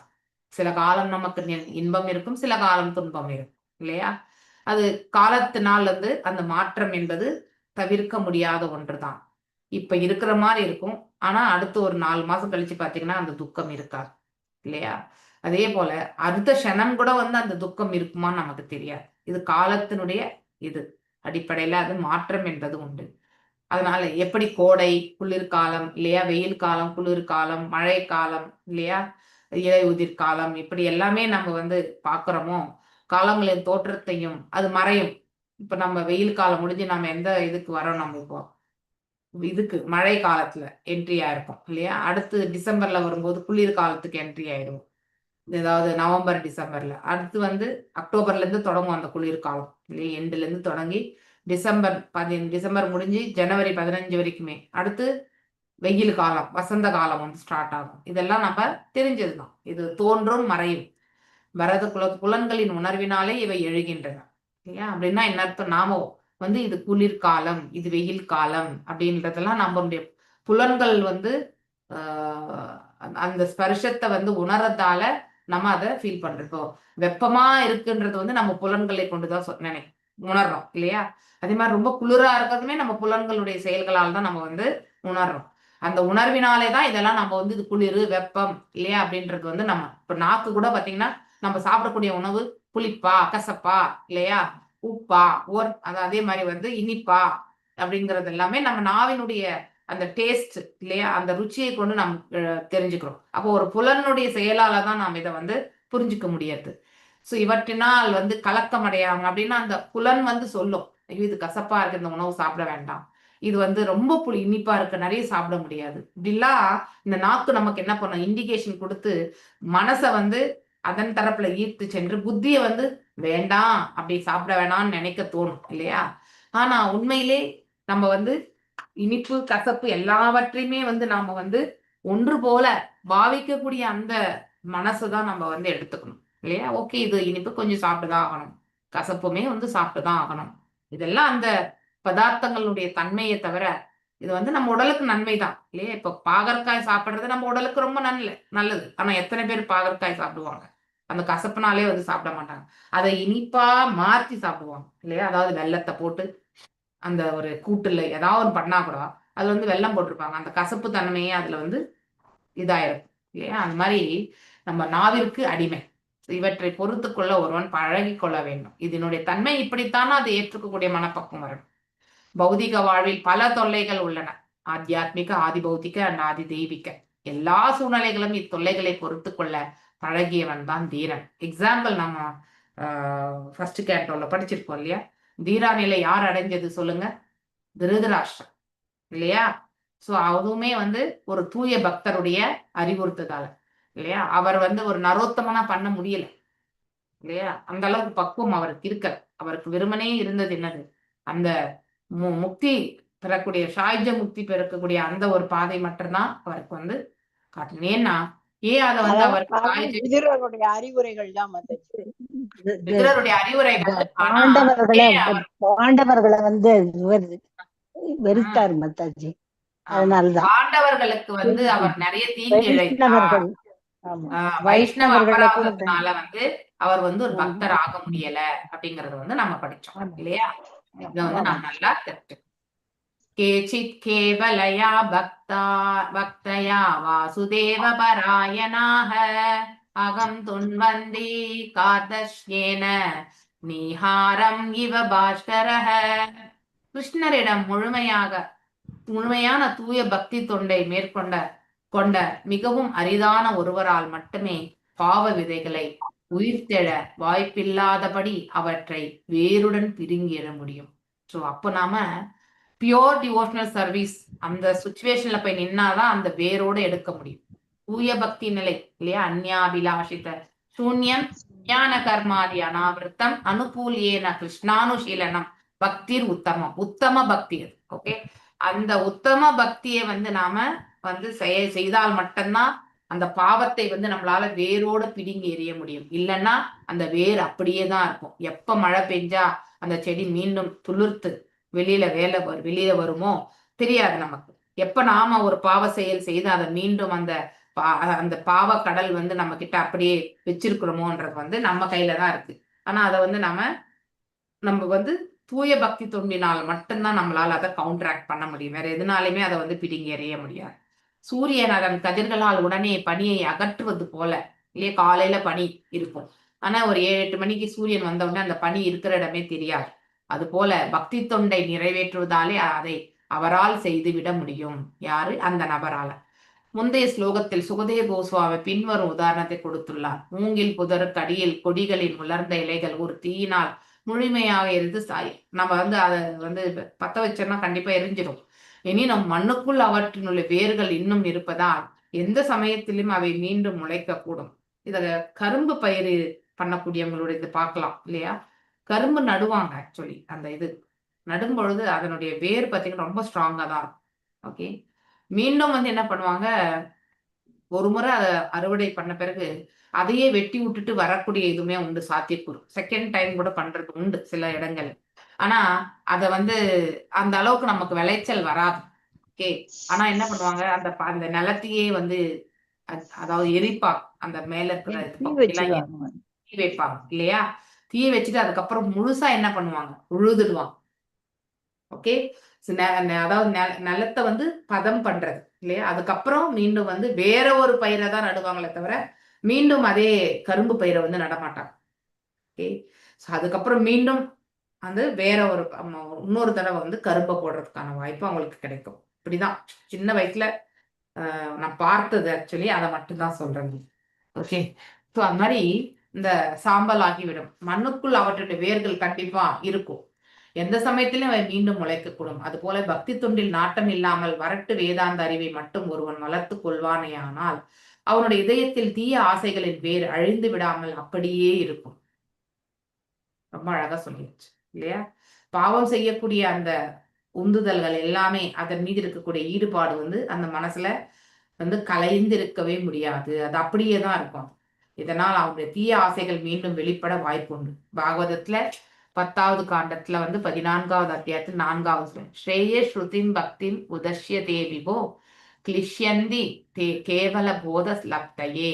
அதாவது வரட்டு கற்பனையாளர்கள் பெரும் முயற்சி செய்து பாவ புண்ணியங்களை பிரித்து அறிந்து ஜட உலக பற்றிய உண்மைகளை கண்டறிகின்றனர் என்றாலும் அவர்கள் பக்தி தொண்டில் நிலை பெறாத காரணத்தினால் செயல்களில் ஈடுபடும் சுபாவம் உள்ளவர்களாகவே இருக்கிறனர். அதாவது ஈடுபாடு இன்றி நாம செய்யக்கூடிய ஒன்று நம்ம கிட்ட வந்து அதனுடைய அவுட்கம் வந்து கரெக்டா வராது இல்லையா? வறண்ட கற்பனையாளர்கள் நம்ம வந்து ஒரு மெக்கானிக்கலா வந்து பாத்தீங்கன்னா ஒரு செயல் செய்யும்போது இது பாவம், இது புண்ணியம், இது செய்யக்கூடாது, அது செய்யணும் அப்படின்னு நினைச்சுன்னு நம்ம வந்து வெறுமனே வந்து எந்த ஒரு பக்தி பாவம் இல்லாம அதை நம்ம கடைபிடிக்கணும்னா அது வந்து அவ்வளவு வந்து பக்குவமான முறையில நம்மளால கடைபிடிக்க முடியாது. ஈடுபாடு இல்லாம அந்த பக்குவத்தை கொண்டு வர முடியாது. ஆனா பக்தி யோகம் எனக்கூடிய அந்த கேட்டலிஸ்ட் இல்லையா, அதுக்கு என்ன சொல்லுவாங்க, கேட்டலிஸ்ட் என்ன சொல்லுவாங்க, 2 கெமிக்கல் ரியாக்ஷன், அது என்ன சொல்ல, கிரியா, அது என்ன சொல்லுவாங்க, அந்த கேட்டலிஸ்ட் சேர்த்ததான்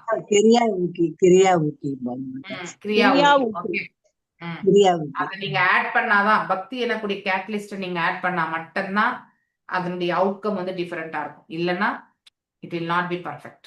ஓகே, சோ அதனால ஒருவன் பக்தி தொண்டில் பற்றுடையவனாக இருந்தால் பௌதிக சுகத்தில் அவனுடைய ஆசைகள் தனிப்பட்ட முயற்சியின்றி தானாகவே அழிந்து விடுகின்றன இல்லையா? சோ இது வந்து நம்ம பொதுவா பக்தியில முன்னேற நம்ம கிட்ட இந்த பௌதிக ஈடுபாடுகள்லாம் இருந்து நம்ம கிட்ட தூரமா விலக ஆரம்பிப்போம் இல்லையா? அதுல இருந்து நமக்கு தெரிய வந்துடும் இல்லையா? பக்திஹ பரேஷ பானுபாவோ பவோ விரக்தி அந்நியத்திர. முதல்ல விரக்தி நிலையில தான் நம்ம அதை பண்ணுவோம். அதாவது அது வந்து வெளிப்புறத்துல நம்ம என்ன பண்ணுவோம், உள்ளுக்குள்ள அதன் மீது இருக்கக்கூடிய ஆசைகள் முழுசா நம்ம கிட்ட கலைந்திருக்காது. பயிற்சி பண்ணும்போது வெளிப்புறத்துல இருந்து அதை நாம வந்து வேண்டாம் அப்படின்னு விலகி இருப்போம். ஆனா அதை விலகக்கூடிய தன்மை வந்து நம்ம நேச்சுரலா பண்ணக்கூடியதா இருந்தா அது பெரிய டிஃபரன்ஸ் தெரியாது. ஆனா செயற்கையா பண்ற மாதிரி இருக்கும் சில சமயத்துல நம்ம அடுத்தவங்க பார்க்கும்போது இல்லையா? சோ அந்த பாவம் வந்து கண்டிப்பா ஆரம்ப கட்டத்தில் தோன்றும். ஆனா ஒரு முறை நம்ம மனசுல வந்து ஆழ்ந்து அது நிலை பெற்று விட்டால் அப்ப அந்த பாவத்திலையுமே அது நமக்கு தெரிய வரும். அப்ப அடுத்தவங்களும் நம்மள வந்து புரிஞ்சுக்கக்கூடிய அந்த இது வரும். சோ விரக்தி, இதெல்லாம் பண்ணக்கூடாது அப்படின்னு, அதாவது அதனுடைய காரணம் என்னன்றத வந்து மனசுல புரிஞ்சோம்னா ஆட்டோமேட்டிக்கலி பாவம் வந்துடும். இதை பண்ணக்கூடாது, அதை பண்ணக்கூடாது, அதை செய்யக்கூடாதுன்னு நினைச்சோம்னாக்கா அதை செய்யாமல் மட்டும்தான் இருப்போமே ஒழிய, ஆனா அந்த செய்யாம இனிமே ஃபியூச்சர்ல பண்ணக்கூடாது எனக்கூடிய அந்த உணர்வு வந்து ஹிருதயத்துல ஆழமா உணர்ந்தறிந்து நம்ம அதை வந்து விலக்கி இருக்க மாட்டோம். எப்பவுமே ரியலைசேஷனோட, அதாவது ரியலைஸ்டு நாலேஜ் இல்லையா, உணர்ந்தறிந்து செய்யப்படக்கூடியதுதான் வந்து நிலை பெறும். உணராமலே ஜஸ்ட் வெறுமனே ஃபாலோ பண்ணோம்னா கண்டிப்பா முடியாது. ஃபார் எக்ஸாம்பிள் ஆழம் கண்டு எஸ், இப்போ வந்து ஒரு புதுசா ஒரு பக்தர் வந்து கோயிலுக்கு வர்றாருன்னா அவர் என்ன பண்றாங்க, உட்கார வச்சு அவருக்கு நாம ஜபம் சொல்லி கொடுக்குறாங்க இல்லையா? அவருடைய மனசு, நீங்க அவருடைய பாவத்தை நீங்க கண்டிப்பா அப்சர்வ் பண்ணணும். If you go to a temple நீங்க அப்சர்வ் பண்ணுங்க. நீங்க பண்ணும்பொழுது அவர் வந்து எஸ் அவர் இன்க்ளினேஷனோட தான் பண்ணுவார். ஆனா அவர் ஃபர்ஸ்ட் டைம் தான் பண்றாருன்றத அந்த ஃபேஸ்ல இருந்து நல்லா தெரியும். ஏன்னா அந்த மந்திரத்தின் மீது ஈடுபாடு வந்து எடுத்த உடனே வராது இல்லையா? சோ அது பழகதான் அந்த நாம ஜபங்கள் மீது வந்து இருக்கும். நாம அபராதம், நாம பாஷம், அடுத்து வந்து நாம ருச்சி அதுக்கு வரணும் இல்லையா? சோ அது மாதிரி எக்ஸாம்பிள் இது.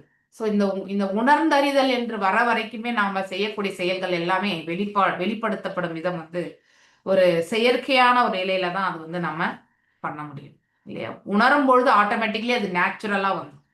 ஓகே, அதுவே வாழ்க்கை.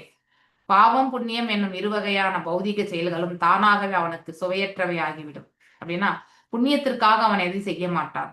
பாவம் செய்யாமல் இருக்கணும்னு தன்னை வந்து தன்னுடைய செயல்கள் அவன் பக்குவத்தை கொண்டு வருவான். இந்த இரண்டும் இல்லைன்னா அக்கௌண்ட் பேலன்ஸே கிடையாது இல்லையா? எதை செய்தாலும் பகவானுக்கு அப்படின்னு நினைச்சுட்டு செய்துறது இல்லையா?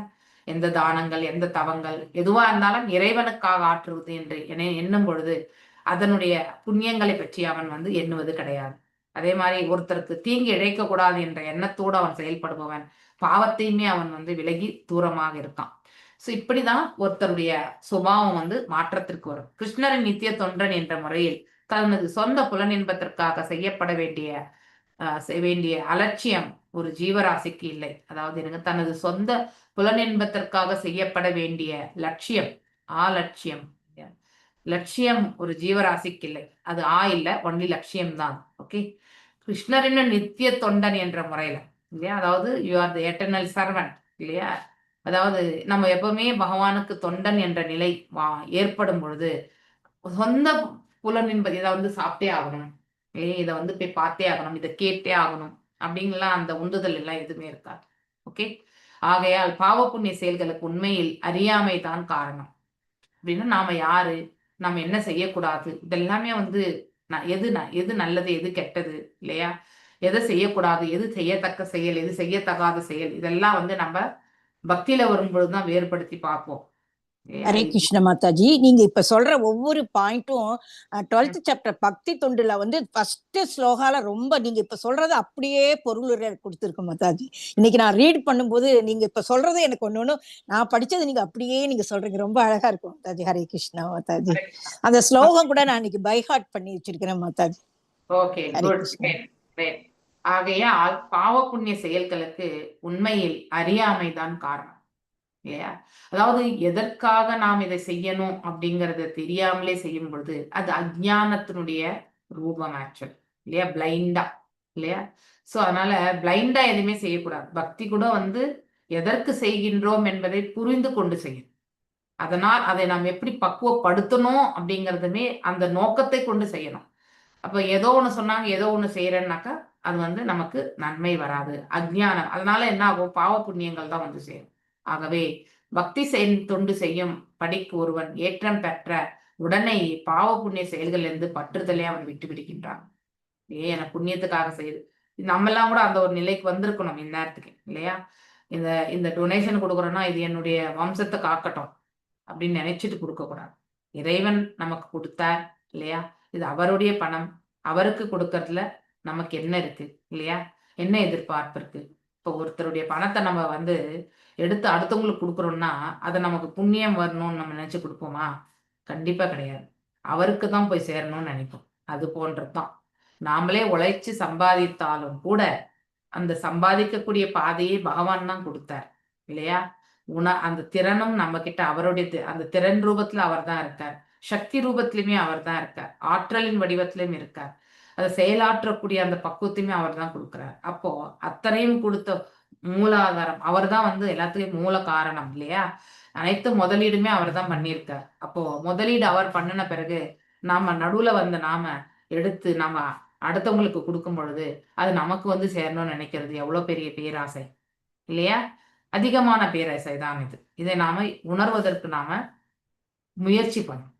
நான் உழைக்கிறேன், நான் சம்பாதிக்கிறேன், எனக்குன்னு வந்த காசு ஏன் அக்கௌண்ட்ல இருந்து கொடுக்குறேன் அப்படின்னு நினைக்கிறது சரியா தவறா? தவறு இல்லையா. என்னுடையது அப்படின்னு எண்ணுவது என்பது மிக தவறு. இறைவனுடைய சித்தம் அது, அவரால் அதுக்கு வழங்கப்பட்டது. அதை எடுத்து நம்ம இறைவனுடைய பணிக்கு கூட வழங்குவதில்ல நமக்கு என்ன கிரெடிட் இருக்குதுல? ஒண்ணுமே கிடையாது. இப்படி ஒண்ணுன்னா நம்ம வந்து யோசிச்சோம்னா ஆட்டோமேட்டிக்லி வெறும் நிமித்த மாத்திரம் தான் நம்ம செய்யணும், செயல்படணும் அப்படிங்கிற அந்த உணர்வு வந்து நம்ம கிட்ட ஸ்ட்ராங்கா வந்து நிற்கும். பிறகு கிருஷ்ணரை திருப்திப்படுத்தக்கூடிய விஷயத்தில் மட்டுமே ஸ்ரத்தை கொள்கிறான். சோ அப்போ ஒவ்வொரு செயலிலுமே நம்ம செய்யக்கூடிய விதம் இறைவனுக்கு எப்படி ஆனந்தத்தை கொடுக்கும் அப்படின்றத எண்ணி நாம செயல்படும் பொழுது நம்ம அதர்ம வழிகளுக்கு செல்ல மாட்டோம் இல்லையா. தர்மத்தை பரிபாலிக்கணும்ன்ற எண்ணம் இருக்கும். ஆனா இந்த காலகட்டத்துல வந்து மிக மிக கடினமானதுதான் தர்மத்தை பரிபாலிக்கிறது. அதனால உசிதமான தர்மம் அந்த சூழ்நிலை என்ன பரிபாலிக்க முடியுமோ அதை நாம கண்டிப்பா பரிபாலிக்கணும். ஓகே, கிருஷ்ண பக்தி முறையானது வாசுதேவ பராயணம் இல்லையா, நாராயண பராயணம் இல்லையா. தூய பக்தி தொண்டை யாரு வந்து அனுஷ்டிக்கிறாங்களோ அவங்களுக்கு நாராயண பராயணான்னு சொல்லுவாங்க. அதே மாதிரி வாசுதேவ பராயணம் அவனதான் செயல்களின் விளைவுகள் இருந்து ஒருவனை விடுவிக்கிறது. இப்படி ஒருத்தர் வந்து செயல்பட்டா நம்ம ஆற்றக்கூடிய செயல்களுடைய பலன்களால் ஏற்படக்கூடிய பாவ புண்ணியத்திலிருந்து ஒருத்தர் வந்து விடுபடுவார். பரிஷித் மகாராஜன் ஒரு சிறந்த பக்தர் என்பதால் கர்ம காண்டம் ஞான காண்டம் தொடர்பான அவரது குருவின் பதில்கள் அவருக்கு திருப்தி அளிக்கவில்லை இல்லையா. இப்ப இத்தனை வரைக்கும் அதுதான் சொன்னார். எனவே தான் தன் சீடனின் இதயத்தை நன்கறிந்த சுகதேவர் பக்தி தொண்டின் உன்னத ஆனந்தத்தை விளக்கினார். ஸோ முதல்ல ஆரம்பத்துல வந்து கர்ம ஞானத்தை தான் சொன்னார். அதுக்கப்புறம் தான் பரிஷித் மகாராஜ் வந்து கேள்வி கேட்டதால இப்போ பக்தியை பற்றி அவர் வந்து எடுத்துரைத்து கொண்டிருக்கிறார். ஓகே, இச்லோகத்தில் உபயோகப்படுத்தப்பட்டுள்ள கேச்சித் என்னும் சொல் ஒருவர் மட்டுமல்ல ஒருவர் மட்டும் அனைவரும் அல்ல என்று பொருள்படுகிறது. அதாவது பக்தி தொண்டின் உன்னத ஆனந்தத்தை விளக்கினார் சுகதேவ கோஸ்வாமி. மேலும் இச்லோகத்தில் கேச்சித் அப்படின்னு சொல் ஒருவர் மட்டும் அனைவரும் அல்ல என்று பொருள்படுகிறது. அப்படின்னா என்ன அர்த்தம் அந்த இடத்துலன்னா, அதாவது ஒருத்தரால மட்டுமே, ஏன்னா கிருஷ்ணருக்கும் அந்த நபருக்கும் இடையில இருக்கக்கூடிய ரிலேஷன்ஷிப் அதுல நாம போகவே முடியாது இல்லையா? அங்கே பரம உரிமையாளர் பரம சுகத்தை அனுபவிப்பவருக்கும் அதை செயல்படுவதால் ஏற்படக்கூடிய சிறிய அனுபவத்தையும் அந்த ஜீவன் மட்டும்தான் பெறுவார் இல்லை, எல்லாராலுமே அதை அனுபவிக்க முடியாது இல்லையா? ஒவ்வொருத்தத்தை ஒவ்வொரு எக்ஸ்பீரியன்ஸ் தான்.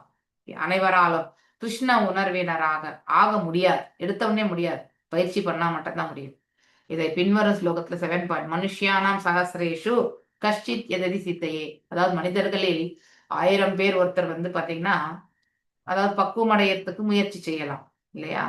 அப்படி அதாவது பக்குவம் அடையணும்னு முயற்சி செய்த பல்லாயிரம் இருக்கக்கூடியதுல யாரோ ஒருத்தர் தான் பகவானை பத்தி புரிஞ்சுக்க முடியும், அதாவது பூரணமாக தெரிஞ்சுக்க முடியும், அவரை அடைய முடியும் இல்லையா? கச்சித் எத்தத்தி சித்தையே எதாம் அபிசித்தானாம், அப்படிப்பட்ட சித்தர்கள்ல கூட கஷ்டின் மாம் வேதி தத்துவக, அப்படிப்பட்டவங்க கூட பகவானை முழுசா புரிஞ்சுக்கிறது என்பது அதுவுமே மிகப்பெரிய கேள்விக்குறி. அப்படியும் வந்தாலும் கூட அவங்களால முழுசா பகவானை புரிஞ்சுக்க முடியுமான்றது கூட மிகப்பெரிய வெரி ரேர். ஓகே, சோ அவ்வாறு பூர்ணத்துவம் அடைந்தவர்கள் கூட யாரேன் ஒருவனை என்னை உண்மையாக அறிகிறான் ஒருத்தர் வெரி ரேர்லி, அதுமே இல்லையா? புண்ணிய செயல்களையோ அல்லது மிக உயர்ந்த கற்பனை ஞானத்தை அடைவதாலோ கிருஷ்ணரை அறிய முடியாது இல்லையா? சேரிட்டி பண்றதாலோ இல்ல அதாவது ஸ்பெகுலேட்டிவ் நாலேஜ் இதெல்லாம் கொடுக்கறதால இல்லையா, கற்பனை இதில் எல்லாமே சொல்றதால ஒருத்தர் கிருஷ்ணரை கண்டிப்பாக அறிய முடியாது. அவரை பற்றி உணர்வதற்கு பக்தி தொண்டு பண்ணிதான் அறிய முடியுமே தவிர இந்த மாதிரி எல்லாம் அறியவே முடியாது. உண்மையில் கிருஷ்ணரை அறிவதுதான் மிக உயர்ந்த ஞானமாகும். அதுதான் ரியலைஸ்டு நாலேஜ். ஓகே, கிருஷ்ணரை அறியாத மூடர்கள் தாங்களாக முக்தி அடைந்தவர்கள் என்றோ தங்கள் நாராயணராக அல்லது கிருஷ்ணராக ஆகிவிட்டதாகவோ, இது மாயாவாதிகள் இல்லையா? பிரம்மநிலை வந்தோடனே நானே கடவுள் அப்படின்னு நினைக்கக்கூடிய தன்மை, அதுதான் இந்த இடத்துல மேற்கொள். திமிர் பிடித்தவர்கள் ஆகின்றனர், அது அறியாமையாகும். எஸ், நீங்க இத we can see that in the people. Okay, மாயாவதத்தை நிராகார ரூபத்துல I have seen many people அந்த மாதிரி அகங்காரத்தை வெளிப்படுத்துறது, தனக்கு தான் எல்லாமே தெரியும் அப்படிங்கிறது எல்லாமே அவங்களுக்கு உண்டு. ஓகே, ஆனா உண்மையிலே எவ்வளவு மேன்மையா நம்முடைய பண்புகளை வளர்த்து கொள்கிறோமோ அவ்வளவுமே நாம தாழ்ந்து இல்லையா ஹியூமிலியேஷனோட நம்ம வாழ்றதுக்கு பழகணும். ஸோ இல்லைன்னா நம்ம திமிர் பிடிச்சிருவோம். நமக்கு ஈகோ எப்பவுமே வெயிட் பண்ணின்னு தான் இருக்கும் என்ட்ரிக்கு. எப்ப நான் ரைட் அப்படின்னு நினைச்சு ஆரம்பிச்சுட்டு நான் செய்யக்கூடிய பக்தி தான் ரைட் அப்படின்னு நினைச்சு நான் செயல்பட்டேன்னா அங்கேயே என்னுடைய அகம்பாவம் எனக்கூடிய அந்த பண்பை நான் விழித்து எழு அப்படின்னு சொல்லிட்டு நான் செயல்பட ஆரம்பிச்சிடுறேன். அதனால நம்ம எப்பவுமே அந்த அகங்காரத்தை தூக்கி எறியக்கூடிய அந்த செயல்கள் தான் நம்ம ஈடுபடணும். அது நமக்கு விரைவில் பக்குவத்தை கொடுக்கும். பக்தியின் புனித தன்மை சுட்டி காட்டுவதற்காக ஸ்ரீ ரூப கோஸ்வாமி பக்தி ரசாமல சிந்துல சொல்றார். இப்பதான் நம்ம படிச்சோம். அந்யாபிலாஷித சூன்யம் ஞான கர்மாதி அனாவிரதம் அனுகூலியேன கிருஷ்ணானுசீலனம் பக்தி உத்தம பக்தி இல்லையா? அந்நிய அபிலாஷித சூன்யம், அதாவது அபிலாஷா அப்படின்றால் அதாவது விருப்பம் இல்லையா? அந்நிய அதாவது வேறு, அந்த அதாவது சூன்யம் வேறு ஆசைகள் இல்லை. அதாவது வேறு ஆசைகள் எந்த ஒரு இதுல இருந்து ஞானத்தாலோ கர்மத்தாலோ வரக்கூடியது முற்றிலுமாக விளக்கப்படுவது. ஓகே, பலன் கருதும் செயல்கள், புலன் நுகர்ச்சி செயல்கள் இல்லையா? அதே மாதிரி ஞானத்தில் கற்பனையான யூகங்களை அமைத்து அவங்களுடைய உணர்தல், இதெல்லாமே சூன்யம் மீன்ஸ் அதை நம்ம ஜீரோ பண்ணிடணும். அதன் அப்படிப்பட்ட பற்றுதல் எதுவுமே இருக்கக்கூடாது. ஓகே, அபிலாஷா என்றால் அதாவது ஆசை, கர்மத்தால ஞானத்தால வரக்கூடிய ஆசைகள் அதெல்லாமே தூரமாக விலக்கி விட வேண்டும். அப்படி நாம விட்டுட்டு வெறுமனே பகவானுக்கு கேவல பக்தி அனுகூலியன கிருஷ்ணனுக்கு அனுகூலமாக இல்லையா இருக்கக்கூடிய பக்தி தொண்டை நாம் ஆட்டிட்டோமேனால் உத்தம பக்தி நமக்கு பகவானே கொடுக்கிறார். ஓகே, இல்ல நான் கர்மத்தை தான் செய்வேன், நான் வந்து ஞானத்தை தான் பரிபாலிப்பேன், நான் தியான பயிற்சிகள் தான் செய்வேன்னா it will take lot of time. Okay, அதுவுமே வந்து பக்தியில வந்து நிறைவடைந்தால்தான் அதுலயுமே வந்து வெற்றி கொள்ள முடியும். எதுவரையும் இந்த 3 யோகங்களுமே வந்து பக்தியில வந்து நிறைவடையலையோ அந்த யோகங்கள் வந்து முழுமைப்படாத யோகங்கள் இல்லையா? அது அவங்க வந்து மீண்டும் வந்து ஒரு நல்ல செல்வந்தர் வீட்லயோ இல்ல வந்து ஒரு நல்ல ஒரு ஞான தளத்துல இருக்கக்கூடிய வீட்லயோ வந்து அவங்களுடைய பிறப்பு என்பது இருக்கும். ஓகே, ஒருவர் பரமபுருஷரான கிருஷ்ணருக்கு அனுகூலமான முறையில் உன்னத அன்பு தொண்டை ஆற்ற வேண்டும். அதில் பௌதிக லாபத்திற்கான விருப்பமோ அல்லது பலன் கருதும் செயல்கள் என்ற தத்துவார்த்த கற்பனையின் மூலமாக லாபம் பெறும் விருப்பமோ இருக்கக்கூடாது. அதுவே தூய பக்தி தொண்டாக அழைக்கப்படுகிறது. ஓகே, ஸ்ரீல ரூப கோஸ்வாமி மேலும் விளக்குவது, பக்தியானது கிளேஷாக்னி சுபதா இல்லையா? நம்ம படிச்சிருக்கோம் கிளேஷாக்னி, அந்த 6 விதமான இது என்னது சொல்லுங்க? கிளேஷாக்னி, சுபதா, மோக்ஷ லகுக்ருத், சாந்திரானந்திர, விசேஷாத்மா இல்லையா? படிச்சுமா 6 விதமானது? கிளேஷாக்னி ரொம்ப ஆரம்பத்திலேயே படிச்சிருக்கோம் மாதாஜி, அது மறந்து போச்சு. ஆனா படிச்சிருக்கோம். ஆரம்பத்திலே கிளேஷாக்னி சுபதா மோக்ஷ லகுக்ருத் மோக்ஷ லகுக்ருத் சுதுர்லபா சாந்திரானந்திர விசேஷாத்மா ஸ்ரீ கிருஷ்ண ஆகர்ஷ்ணி சசா. ஓகே, சோ இந்த 6 அப்பதான் நம்ம கிருஷ்ண ஆகர்ஷ்ணி நமக்கு கிடைக்க பெறும். அப்படின்னா யூனிக் கேரக்டரிஸ்டிக்ஸ் பக்திக்கு. அதாவது கிளேஷாக்னி means it's ability to destroy suffering. கிளேஷா என்றாலே கஷ்டம் இல்லையா? கிளேஷாக்னி பக்தி என்ன பண்ணும்னாக்கா இந்த சஃபரிங் இல்லையா அதை வந்து அழிக்கும். மேலும் இட்ஸ் பெஸ்டோவல் ஆஃப் ஆஸ்பீஷியஸ்னஸ், அதாவது சுபதா அப்படின்னாலே மங்களத்தை வந்து உண்டு பண்ணும். இப்போ இந்த கஷ்டத்தை வந்து நீக்கினாலே அடுத்து என்ன வரும்? மங்களகரமான நிகழ்ச்சிகள். அடுத்து இட் டிஸ்ரெகார்ட்ஸ் லிபரேஷன். மோக்ஷா லகுக்ருத் அப்படின்னா மோக்ஷம் கூட வந்து பெரிய கிரைட்டீரியா கிடையாது. ஓகே, பக்தியில வரும்பொழுது மோக்ஷம் வந்து பெருசா மோட்சத்தை வந்து எதிர்பார்க்க மாட்டாங்க. ஓகே, சோ அது மிக அரிதானது. சூதுர்லபா, இந்த மாதிரி நிலை அடையிறது வந்து மிக மிக அரிதானது. சாந்திரானந்திர விசேஷாத்மா, அதாவது இது வந்து ஒரு கான்சென்ட்ரேட்டட் பிளிஸ். அப்படின்னா இப்ப இந்த நிலையை வந்து ஏற்படும் போது நமக்கு பேர் ஆனந்தம் என்பது நம்ம கிட்ட வந்து நிலை பெறும். ஓகே, அதுதான் சாந்திரானந்த விசேஷாத்மா. சோ இந்த 5 இருந்தாலே 6வதாக வந்து அந்த மனிதனுக்கு இந்த கேரக்டரிஸ்டிக்ஸ் எல்லாம் இருந்தா இட் அட்ராக்ட்ஸ் கிருஷ்ணா. கிருஷ்ண ஆகர்ஷணி வந்து லாஸ்டா வந்து கிடைக்கப்படும். ஓகே, சோ இங்க வந்து சொல்ற கிளேஷாக்னி சுபதா ஆகும். ஸோ ஒருவன் பக்தி தொண்டை மேற்கொண்டால் எல்லா வகையான அனாவசியமான உழைப்பும் பௌதிக துன்பம் முற்றிலும் ஓய்ந்து ஒருவன் சகல நல்ல அதிர்ஷ்டங்களையும் அடைகின்றான். அதான் கிளேஷாக்னி சுபதா. பக்தி மிகவும் சக்தி வாய்ந்தது என்பதால் அது மோக்ஷ லகுக்ருத்தாக இருந்தால், அப்படின்னா மோட்சத்தை வேண்டி இருந்தாலும் அதுவுமே வந்து அந்த ஆசை கூட நம்ம கிட்ட விலகிடும். யாருக்காவது மோட்சத்துக்கான ஆசை இருக்கா? இப்போ இத்தனை படிக்கிறோம், பகவானுக்கு தொண்டு பண்ணா போறோம்னு இருக்கா? இல்ல நம்ம வந்து மோட்சம் அடையணும்னு இருக்கா? இந்த மோட்சமே இல்ல, மோட்சம் வாசல்ல வந்து அந்த கை குவித்து நிற்கிறது, கை குவித்து நிற்கிறது அப்படின்னு யாருக்கு? நமக்கு இல்ல, சொன்னார் தாகூர். ஓகே, வில்லமங்கல தாகூர் இருக்கு. நமக்கு நிக்கல, நமக்கு நிக்கிருக்கான்னு கூட நமக்கு தெரியாது. ஓகே, ஏன்னா நம்ம எந்த அளவுக்கு இருப்போம்னு பகவானுக்கு தான் தெரியும், குரு மகாராஜ் தான் தெரியும். ஓகே, நம்முடைய ஸ்டேட்டஸ் நமக்கு என்னன்னு தெரியாது. ஆனா ஒரு தூய பக்தனுக்கு வந்து இப்படிப்பட்ட மனோபாவம், அவனுக்கு வந்து அங்க மோட்சம் வாயிலே காத்துட்டு இருக்கும். பக்தர் அல்லாதவர்கள் பாவ கர்மங்களை செய்யக்கூடிய சுபாவம் உடையவர்கள் என்பதால் அவர்கள் சகிக்க முடியாத பௌதிக கஷ்டங்களுக்கு உள்ளாகி இருக்க வேண்டியிருக்கும். எஸ், அறியாமை காரணத்தினால் அவர்கள் இதயங்கள் பாவம் செய்யும் ஆசை தொடர்கிறது. 100% பக்தி இல்லைன்னா இக்னரன்ஸால நிறைய தவறுகள் செய்வாங்க. அதை வந்து பாவ விளைவுகளுக்கு அவர்கள் ஆட்கொள்ளப்படுகிறார்கள். சோ இப்பாவ செயல்கள் பாதக, மகாபாதக, அதிபாதக என்ற பிரிவினைகள். அது பாதகம் என்றால் தவறான செயல், மகா மீன்ஸ் மிகப்பெரிய பாவம் இல்லையா? அதிபாதக மிக மிக பெரியது இல்லையா? இந்த 3 பேர். பிராரப்த மற்றும் அப்பிராரப்த என்னும் இரு பகுதிகளாக வகுக்கப்படுகின்றது இல்லையா. பிராரப்த என்றால் நாம் இப்ப அனுபவித்துக் கொண்டிருக்கக்கூடிய சங்கடங்கள் இல்லையா. அப்பிராரப்தம்னா முன்னாடி வரக்கூடிய காலகட்டங்கள்ல நாம மீதம் இருக்கக்கூடிய பாவங்களை அனுபவிக்கிறது. அதுதான் அப்படின்னா அந்த ஆக்ஷனபிளா இருக்கக்கூடிய பாவம் வந்து பிராரப்தம். இனிமேதான் செயல்பட போகிறது என்றால் அது அப்பிராரப்தம்.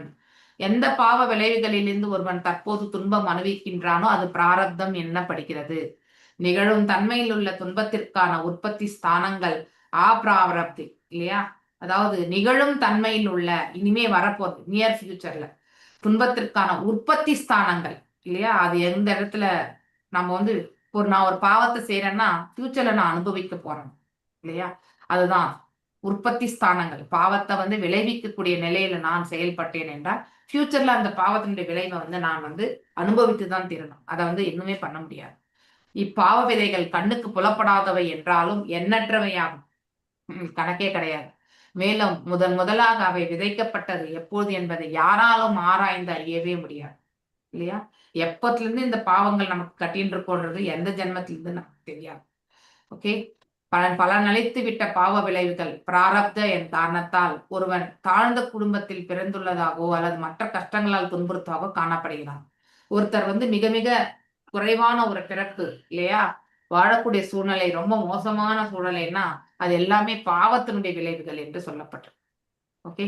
ஆனால் ஒருவன் பக்தி தொண்டை மேற்கொள்ளும் பொழுது பிராரப்தம் அப்பிராரப்தம் பீஜம் உட்பட பாவ வாழ்வின் எல்லா கட்டங்களையுமே அழிக்கப்பட்டு விடுகின்றன இல்லையா. பீஜம் இருக்காது இல்லையா. கூட்டம் பீஜம் அப்பிராரப்தம் பிராரப்தம் இல்லையா. மீண்டும் வந்து இந்த அப்பிராரப்தம் வந்து கூட்டத்துல போய் விடும் இல்லையா. கூட்டத்துல இருந்து அது முளைத்து இல்லையா. சோ அது இதெல்லாமே வந்து நம்ம பீஜமாக மாறி அதுக்கப்புறம் நாம் அனுபவிக்க ஆரம்பிப்போம். நன்மையா இருந்தாலும் தீமையா இருந்தாலும் இப்படிதான் நம்ம செய்யக்கூடிய பலன்கள் எல்லாமே ஃபியூச்சர்ல கண்டிப்பா நாம அனுபவித்துதான் ஆக வேண்டும். ஸ்ரீமத் பாகவதத்துல 11வது காண்டம் 14வது அத்தியாயத்துல 19வது உத்தவர் இடத்துல வந்து கிருஷ்ணர் சொல்றார், ஏதாக்னி சுஷும் ருதக்தார்ஷி கரோதி ஏதாம்சி பஸ்மசாத் தத்தத் விஷயா பக்தி உத்வைவானம் ஸ்ரீ கிருதர்ஷன. அன்பார்ந்த உத்தவா, என்னுடனான உறவு முறையில் செய்யப்படும் பக்தி தொண்டானது பாவச் செயல்கள் எனும் எல்லா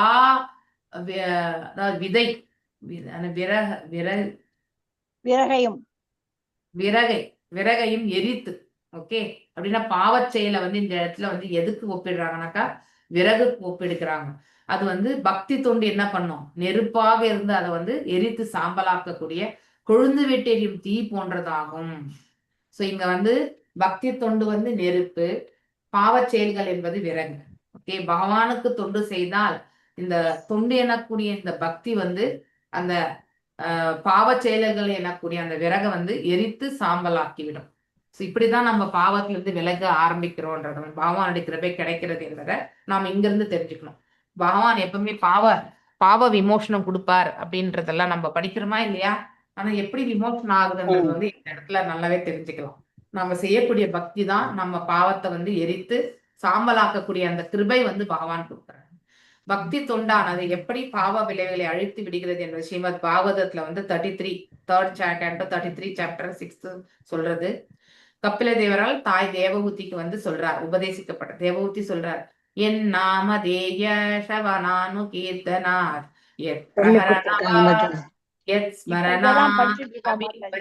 இது படிச்சிருக்கோம் மாதாஜி. ஓகே. அபி சத்ய ஸ்வனாய கல்பதே புதஹ புனஸ்தே பகவான் தர்ஷனாத். எம்பெருமானி, நாய் தின்பவர்களின் குடும்பத்தில் பிறந்த ஒருவன் கூட தங்களுடைய பெருமைகளை கேட்டும் பாடியும் தங்களை வணங்கியும் தங்களை நினைவு கூறுவனாயின், அதாவது ஸ்ரவணம் கீர்த்தன ஸ்மரணன், அவன் உடனே ஒரு பிராமணனை விட சிறந்தவனாகி யகங்களை ஆற்றும் தகுதியை பெறுகிறான். யக்னங்கள் செய்யறதுக்கு குவாலிஃபிகேஷன் இல்லையா. எனவே அதாவது 2 விதமான நிலைகள். ஒரு நபர் வந்து நம்ம இதை பிறப்பால எதுவுமே எடுத்துக்க கூடாது. ஒரு நபருடைய செயல்படும் தன்மையை வைத்து சொல்லணும். நம்ம எக்குலத்தில் பிறந்திருந்தாலும் இல்லையா, நம்ம பக்தி தொண்டுல வந்து நம்ம வந்து ஸ்ரத்தையோட நம்ம செய்தோம்னா அவன் வந்து அந்த குலத்தோட நம்ம வந்து ஒப்பிடுறது இல்லை. அவன் மிக உயர்ந்த குலமானதால் பிராமணனுக்கு வந்து பிராமணனாக கருதப்படுகின்றான். அப்படி அவன் பிராமணனாக கருதப்படும் பொழுது அவன் வந்து யக்னங்களை செய்வதற்கான குவாலிஃபிகேஷன் வந்து அவனுக்கு வர்றது ஆக்சுவலி. ஓகே, முடிவு வந்துடுச்சு இல்லையா? இன்னும் இருக்கா? ஓகே, எனவே தங்களை நேருக்கு நேராக தரிசித்தவனை பற்றி கூற தேவையே கிடையாது இல்லையா? பகவானை தரிசனம் பெற்றவங்க இன்னும் அதற்கு மேல. யாருடைய இதயங்கள் பகவான் விஷ்ணுவின் பக்தி தொண்டில் சதா பற்று கொண்டுள்ளனவோ அவர்களுடனே எல்லா பாவ விலைகளிலிருந்து விடுபடுகின்றனர் என்று கூற்றும் பத்ம புராணத்துல வந்து சொல்லப்பட்டிருக்கு. எப்பவுமே சதா சர்வகாலம் இறைவனை எண்ணக்கூடிய அந்த பக்தி, அதுவுமே பக்தி தான். அப்படி இருக்கிறவங்களுக்கு வந்து பகவான் வந்து அடையப்படுகிறார் இல்லையா? அந்த ஜீவன் வந்து வாசுதேவ நிலையை அடைகின்றான். சோ அப்போ அவன் வந்து இறைவனை தரிசனம் பெறக்கூடிய அந்த வாய்ப்பை வந்து அவனுக்கு கிடைக்க பெறுகிறது. மேலும் இவ்விளைவுகள் பொதுவாக 4 கட்டங்களில் உள்ளன. இவற்றில் சில உடனடியாக பலன்கள் உண்டாக்க தயாராக உள்ளன. சில விதை வடிவில் இருக்கும், சிலது வந்து தோன்றா நிலை அன்மேனிஃபெஸ்டட், மற்றும் சில தற்போது நிகழ்ந்து கொண்டிருப்ப. அதாவது பாவத்தினுடைய விளைவுகளை வந்து நம்ம பார்க்கும் பொழுது பாத்தீங்கன்னாக்கா இனிமேதான் அது வந்து விதையா மாறும். விதையிலிருந்து வந்து பாத்தீங்கன்னாக்கா செடி முளைக்கும் இல்லையா? அது முளைத்த அந்த செடியிலிருந்து வரக்கூடிய அந்த உணவு வந்து நாம வந்து உண்ணுவோம் இல்லையா? அதுதான் நம்ம இன்றைக்கு அனுபவிக்கக்கூடிய துன்பங்கள். இனிமே வரப்போறது வந்து இப்ப செய்யக்கூடிய பாவங்கள் எல்லாமே போயிட்டு நாம என்ன பண்ணுவோம், அந்த குடத்துல போய் சேரும். அததான் சொல்லப்பட்டிருக்கு. பக்தி தொண்டினால் இந்த விளைவுகள் எல்லாம் உடனே செல்லாதாக்கப்படுகின்றன. இந்த பாவங்கள் செய்யப்படுது எல்லாமே வந்து அது எந்த 4 வகையான இதுமே வந்து அப்படின்னா இனிமே பாவம் செய்யாம இருப்போம். பாவம் செய்தது எல்லாத்துல இருந்து பகவான் நம்மள விலக்குவார். ஓகே, பக்தி தொண்டு ஒருவனது இதயத்தில் குடிக்கொண்டிருக்கும் பொழுது பாவ ஆசைகளும் அங்கு இடம் இல்லாமல் போகிறது. தான் பகவான் நித்திய தொண்டன் என்று தனது உண்மையான ஆதார நிலையை மறந்திருப்பதுமே அறியாமைதான். அதுதான் பாவ வாழ்க்கைக்கே காரணம். நாம தான் முதலாளின்னு நினைக்க ஆரம்பிக்கிறோம் பாருங்க. அங்கதான் அந்த அகங்காரம் தான் நமக்கு வந்து பாவத்தை தூண்ட செய்யும். நாம் எப்பவுமே இறைவனை நித்திய தொண்டன் இல்லையா அப்படின்னு நினைக்கும் பொழுது வந்து ஆட்டோமேட்டிக்கலி வந்து நமக்கு வந்து நல்ல ஒரு குணாதிசயத்தை வந்து நம்ம வளர்த்து கொடுக்கிறது. ஓகே, அஜ்ஞானத்துல இருந்து நம்ம செயல்பட மாட்டோம். இப்படி நம்ம இறைவனுக்கு தொண்டாற்றுவதுன்றுதான் நம்முடைய தலையாய கடமையாக நம்ம கொண்டிருப்போம். ஆனால் ஒருவன் முழு கிருஷ்ண உறவினை ஆகும் பொழுது அவன் தன் பகவான் நித்திய தொண்டன் என்பதை உணர்கிறான். இது தொடர்பாக சில ஜீவகோசாமி சொல்றார். பக்தியை இருவர் சந்ததா நம்பிக்கையுடன் அன்புடன் இடையராது தொடரும் பக்தி தொண்டு கதாச்சீகி இடையராது தொடராது இருந்தாலும் சில சமயங்களில் விழிப்பு நிலை அடையும் பக்தி தொண்டு. இடையராது தொடரும் பக்தி தொண்டினை 2 பாகங்களாக பிரிக்கலாம். முதல்ல வந்து சந்தகா, அதாவது இடையராது பக்தி தொண்டு பண்றது அன்போடு, அது ஃபர்ஸ்ட். இங்க வந்து இடையராது இருக்கும், ஆனா கண்டினியூஸா வந்து இடையராதுன்னா மனசளவுல எப்பவுமே பக்தி இருக்கும், ஆனா கண்டினியூஸா பக்தி பண்ணியிருக்க மாட்டோம். ஓகே, ஆனா கண்டினியூஸா பக்தி பண்ணக்கூடிய அதுல வந்து 2 செயல்கள். சிறிதளவு பற்றுடன் செய்யப்படும் சேவை, கொஞ்சம் எக்ஸ்பெக்டேஷனோட செய்யறது. அடுத்து வந்து தூண்டுதல் இல்லாமல் தன்னிச்சையாக செயல்படும். ஒண்ணு வந்து எக்ஸ்பெக்டேஷன், இன்னொன்னு வந்து எக்ஸ்பெக்டேஷன் இல்லாம. ஓகே, எக்ஸ்பெக்டேஷன் இல்லாம பண்றதுதான் வந்து அனன்ய பக்தி. எக்ஸ்பெக்டேஷனோடு பண்ணும்பொழுது என்னது, சகாமம் ஆகிவிடும். ஓகே, தொடர்ச்சி இல்லாத பக்தி தொண்டை காதாச்சி என்னும் 3 பிரிவுகளாக. இப்போ வந்து இன்டரப்டடா பண்றது பக்தி இருக்கும். சில பேர் வந்து கோயிலுக்கு வந்துட்டே இருப்பாங்க, சடனா ஒரு 2 மாசம் வந்திருக்க மாட்டாங்க, மறுபடியும் கோயிலுக்கு வருவாங்க இல்லையா? அந்த மாதிரி தொடர்ச்சி இல்லாம. எக்ஸாம்பிள், ஓகே, 3 பிரிவு. ராகாபாசமயி என்னும் பக்தி கிட்டத்தட்ட பற்று கொண்டு போன்ற நிலைதான். அதாவது முதல்ல படிச்சுல சகாம மாதிரி. ராகாபாச சூன்ய ஸ்வரூப பூதா, அதாவது இயற்கை அன்பு இல்லை என்றாலும், ஸ்பான்டேனியஸா பகவான் மீது பக்தி இல்லைன்னாலும் தனது ஆதார நிலையான சேவை செய்வதை விரும்பும் நிலையில் உள்ள ஒருவனது பக்தி தொண்டு. சோ உண்மையிலே நம்ம ஹிருதயம் கல்லுதான், பகவானிடத்துல அன்பு செலுத்தக்கூடிய அந்த உணர்வு நம்ம கிட்ட இல்லை, ஆனா பக்தி தொண்டு பண்ணணும். அதுதான் வந்து ராகாபாச சூன்ய மீன்ஸ் இல்லை என்ற அர்த்தம். சொரூப பூதம். ஆபாச ரூப பக்தித, அதாவது தொண்டின் குறுகிய நேர காட்சி. பிராயச்சித்த முறையை பொறுத்தவரை பக்தி தொண்டின் குறுகிய நேர காட்சியை கூட ஒருவன் கண்டிருப்பானாயின் பிராயச்சித்தத்தை மேற்கொள்ள வேண்டிய எல்லா அவசியங்களும் தேவையற்று போகின்றன. அப்படின்னா குறுகியமாக ஆபாச ரூப பக்தித, குறுகிய நேரத்துல வந்து பிராயச்சித்த முறை இப்படி செய்தா இதனுடைய பலன், அதை கொண்டு நம்ம என்ன பண்றோம், நம்ம செய்து சில பேருக்கு வந்து பூஜை புனஸ்காரம் பண்ணிட்டு வந்த பிறகு அவங்களுக்கு நல்லதெல்லாம் நடக்கும் இல்லையா? அந்த மாதிரி உணர்வு. ஓகே, சோ அந்த சுச்சுவேஷனுக்கு அதை செய்வாங்க அந்த மாதிரி. இடையறாத அன்பு நிலையும் இதற்கும் மேலாக அன்பு கூட்டி ஆழ்ந்த பற்று நிலையும் அடைந்தவனுக்கு பிராய்ச்சித்தம் தேவையற்றது என்பது ஐயமில்லை. எப்போ நமக்கு இந்த பிராய்ச்சித்தம் தேவை? நம்ம ஏதோ ஒரு கஷ்டத்துல இருக்கும் பொழுது மட்டும்தான் நம்ம பிராய்ச்சித்தத்தை தேடுவோம். ஆனா எப்பொழுதுமே பக்தியில இருக்கிறவங்களுக்கு பிராய்ச்சித்தமே தேவையில்லை. ஏன்னா இடையறாது பகவானோட சம்பந்தத்தை ஏற்படுத்தியிருக்காங்க. ஆபாச ரூப பக்தி நிலையில் கூட எல்லா பாவ விலைகளும் வேருடன் பிடுங்கப்பட்டு அழிக்கப்பட்டு வருகின்றன. அதுவுமே கூட நடக்கும்ன்றதுன்னு சொல்றாங்க. அப்படின்னா நம்ம ஈடுபடும் விதம் ரொம்ப முக்கியம். ஆழ்ந்து செயல்பட வேண்டும். ஸ்ரீல ஜீவ கோஸ்வாமி பின்வருமாறு சொல்றார்: பாவங்கள் செய்யும் விருப்பம் ஒருவனுக்கு இருந்தால் அவ்விருப்பத்தின் வேர்கள் கூட ஆபாச ரூப பக்தியை செய்வதாலே அழிக்கப்பட்டு விடுகின்றன. சூரியனின் பாஸ்கர உதாரணம் மிகவும் பொருந்தமாகும். பக்தியின் ஆபாச அம்சம் சக்தி சந்தி வேலை வெளிச்சத்துடன் ஒப்பிடப்படுகிறது. சந்தி வேலையில வெளிச்சம் இருக்கும், ஆனா அந்த வெப்பம் இருக்காது இல்லையா? ஒரு சந்தியா காலத்துல சூரியன் உதயமாகும் பொழுதும் சரி, அஸ்தமனம் ஆகும் போதும் சரி, ஒருவனால் சேகரிக்கப்பட்ட பாவங்கள் மூடு பனியுடன் ஒப்பிடப்படுகிறது. காலையில அந்த பிரகாசம் இருக்கும், ஆனா வெப்பம் இருக்காது. ஆனா அதே ஒரு 7-8 மணிக்கு மேல பாத்தீங்கன்னா, 8 மணிக்கு மேல அந்த சூரியனுடைய பிரகாசம் உஷ்ணத்தோட வரும்.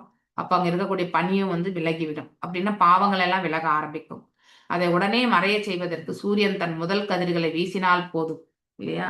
அவருடைய ஃபர்ஸ்ட் மெதுவா கொஞ்சம் கொஞ்சமா விலக ஆரம்பிக்கும். ஆனா நல்ல பளிச்சுன்னு வரக்கூடிய சூரியன்ல இம்மீடியட்டா விலகும். அது போல ஒருவனுக்கு பக்தி தொண்டு சிறு தொடர்பாக இருந்தாலும் அவன் பாவங்கள் என்னும் பணி உடனே விலகி விடுகிறது. ஓகே, நான் இன்னைக்கு இதோட நிறுத்துறேன். பஞ்சகல்பதருபியஷ கிருபா சிந்துபிய வச்ச பதிதனாம் பாவனேபிய வைஷ்ணவேபியோ நமோ நம. अनंत कोटि वैष्णव वृंद की जय. नामचर्य हरिदास जय. हरे कृष्णा कृष्ण कृष्ण हरे हरे, हरे राम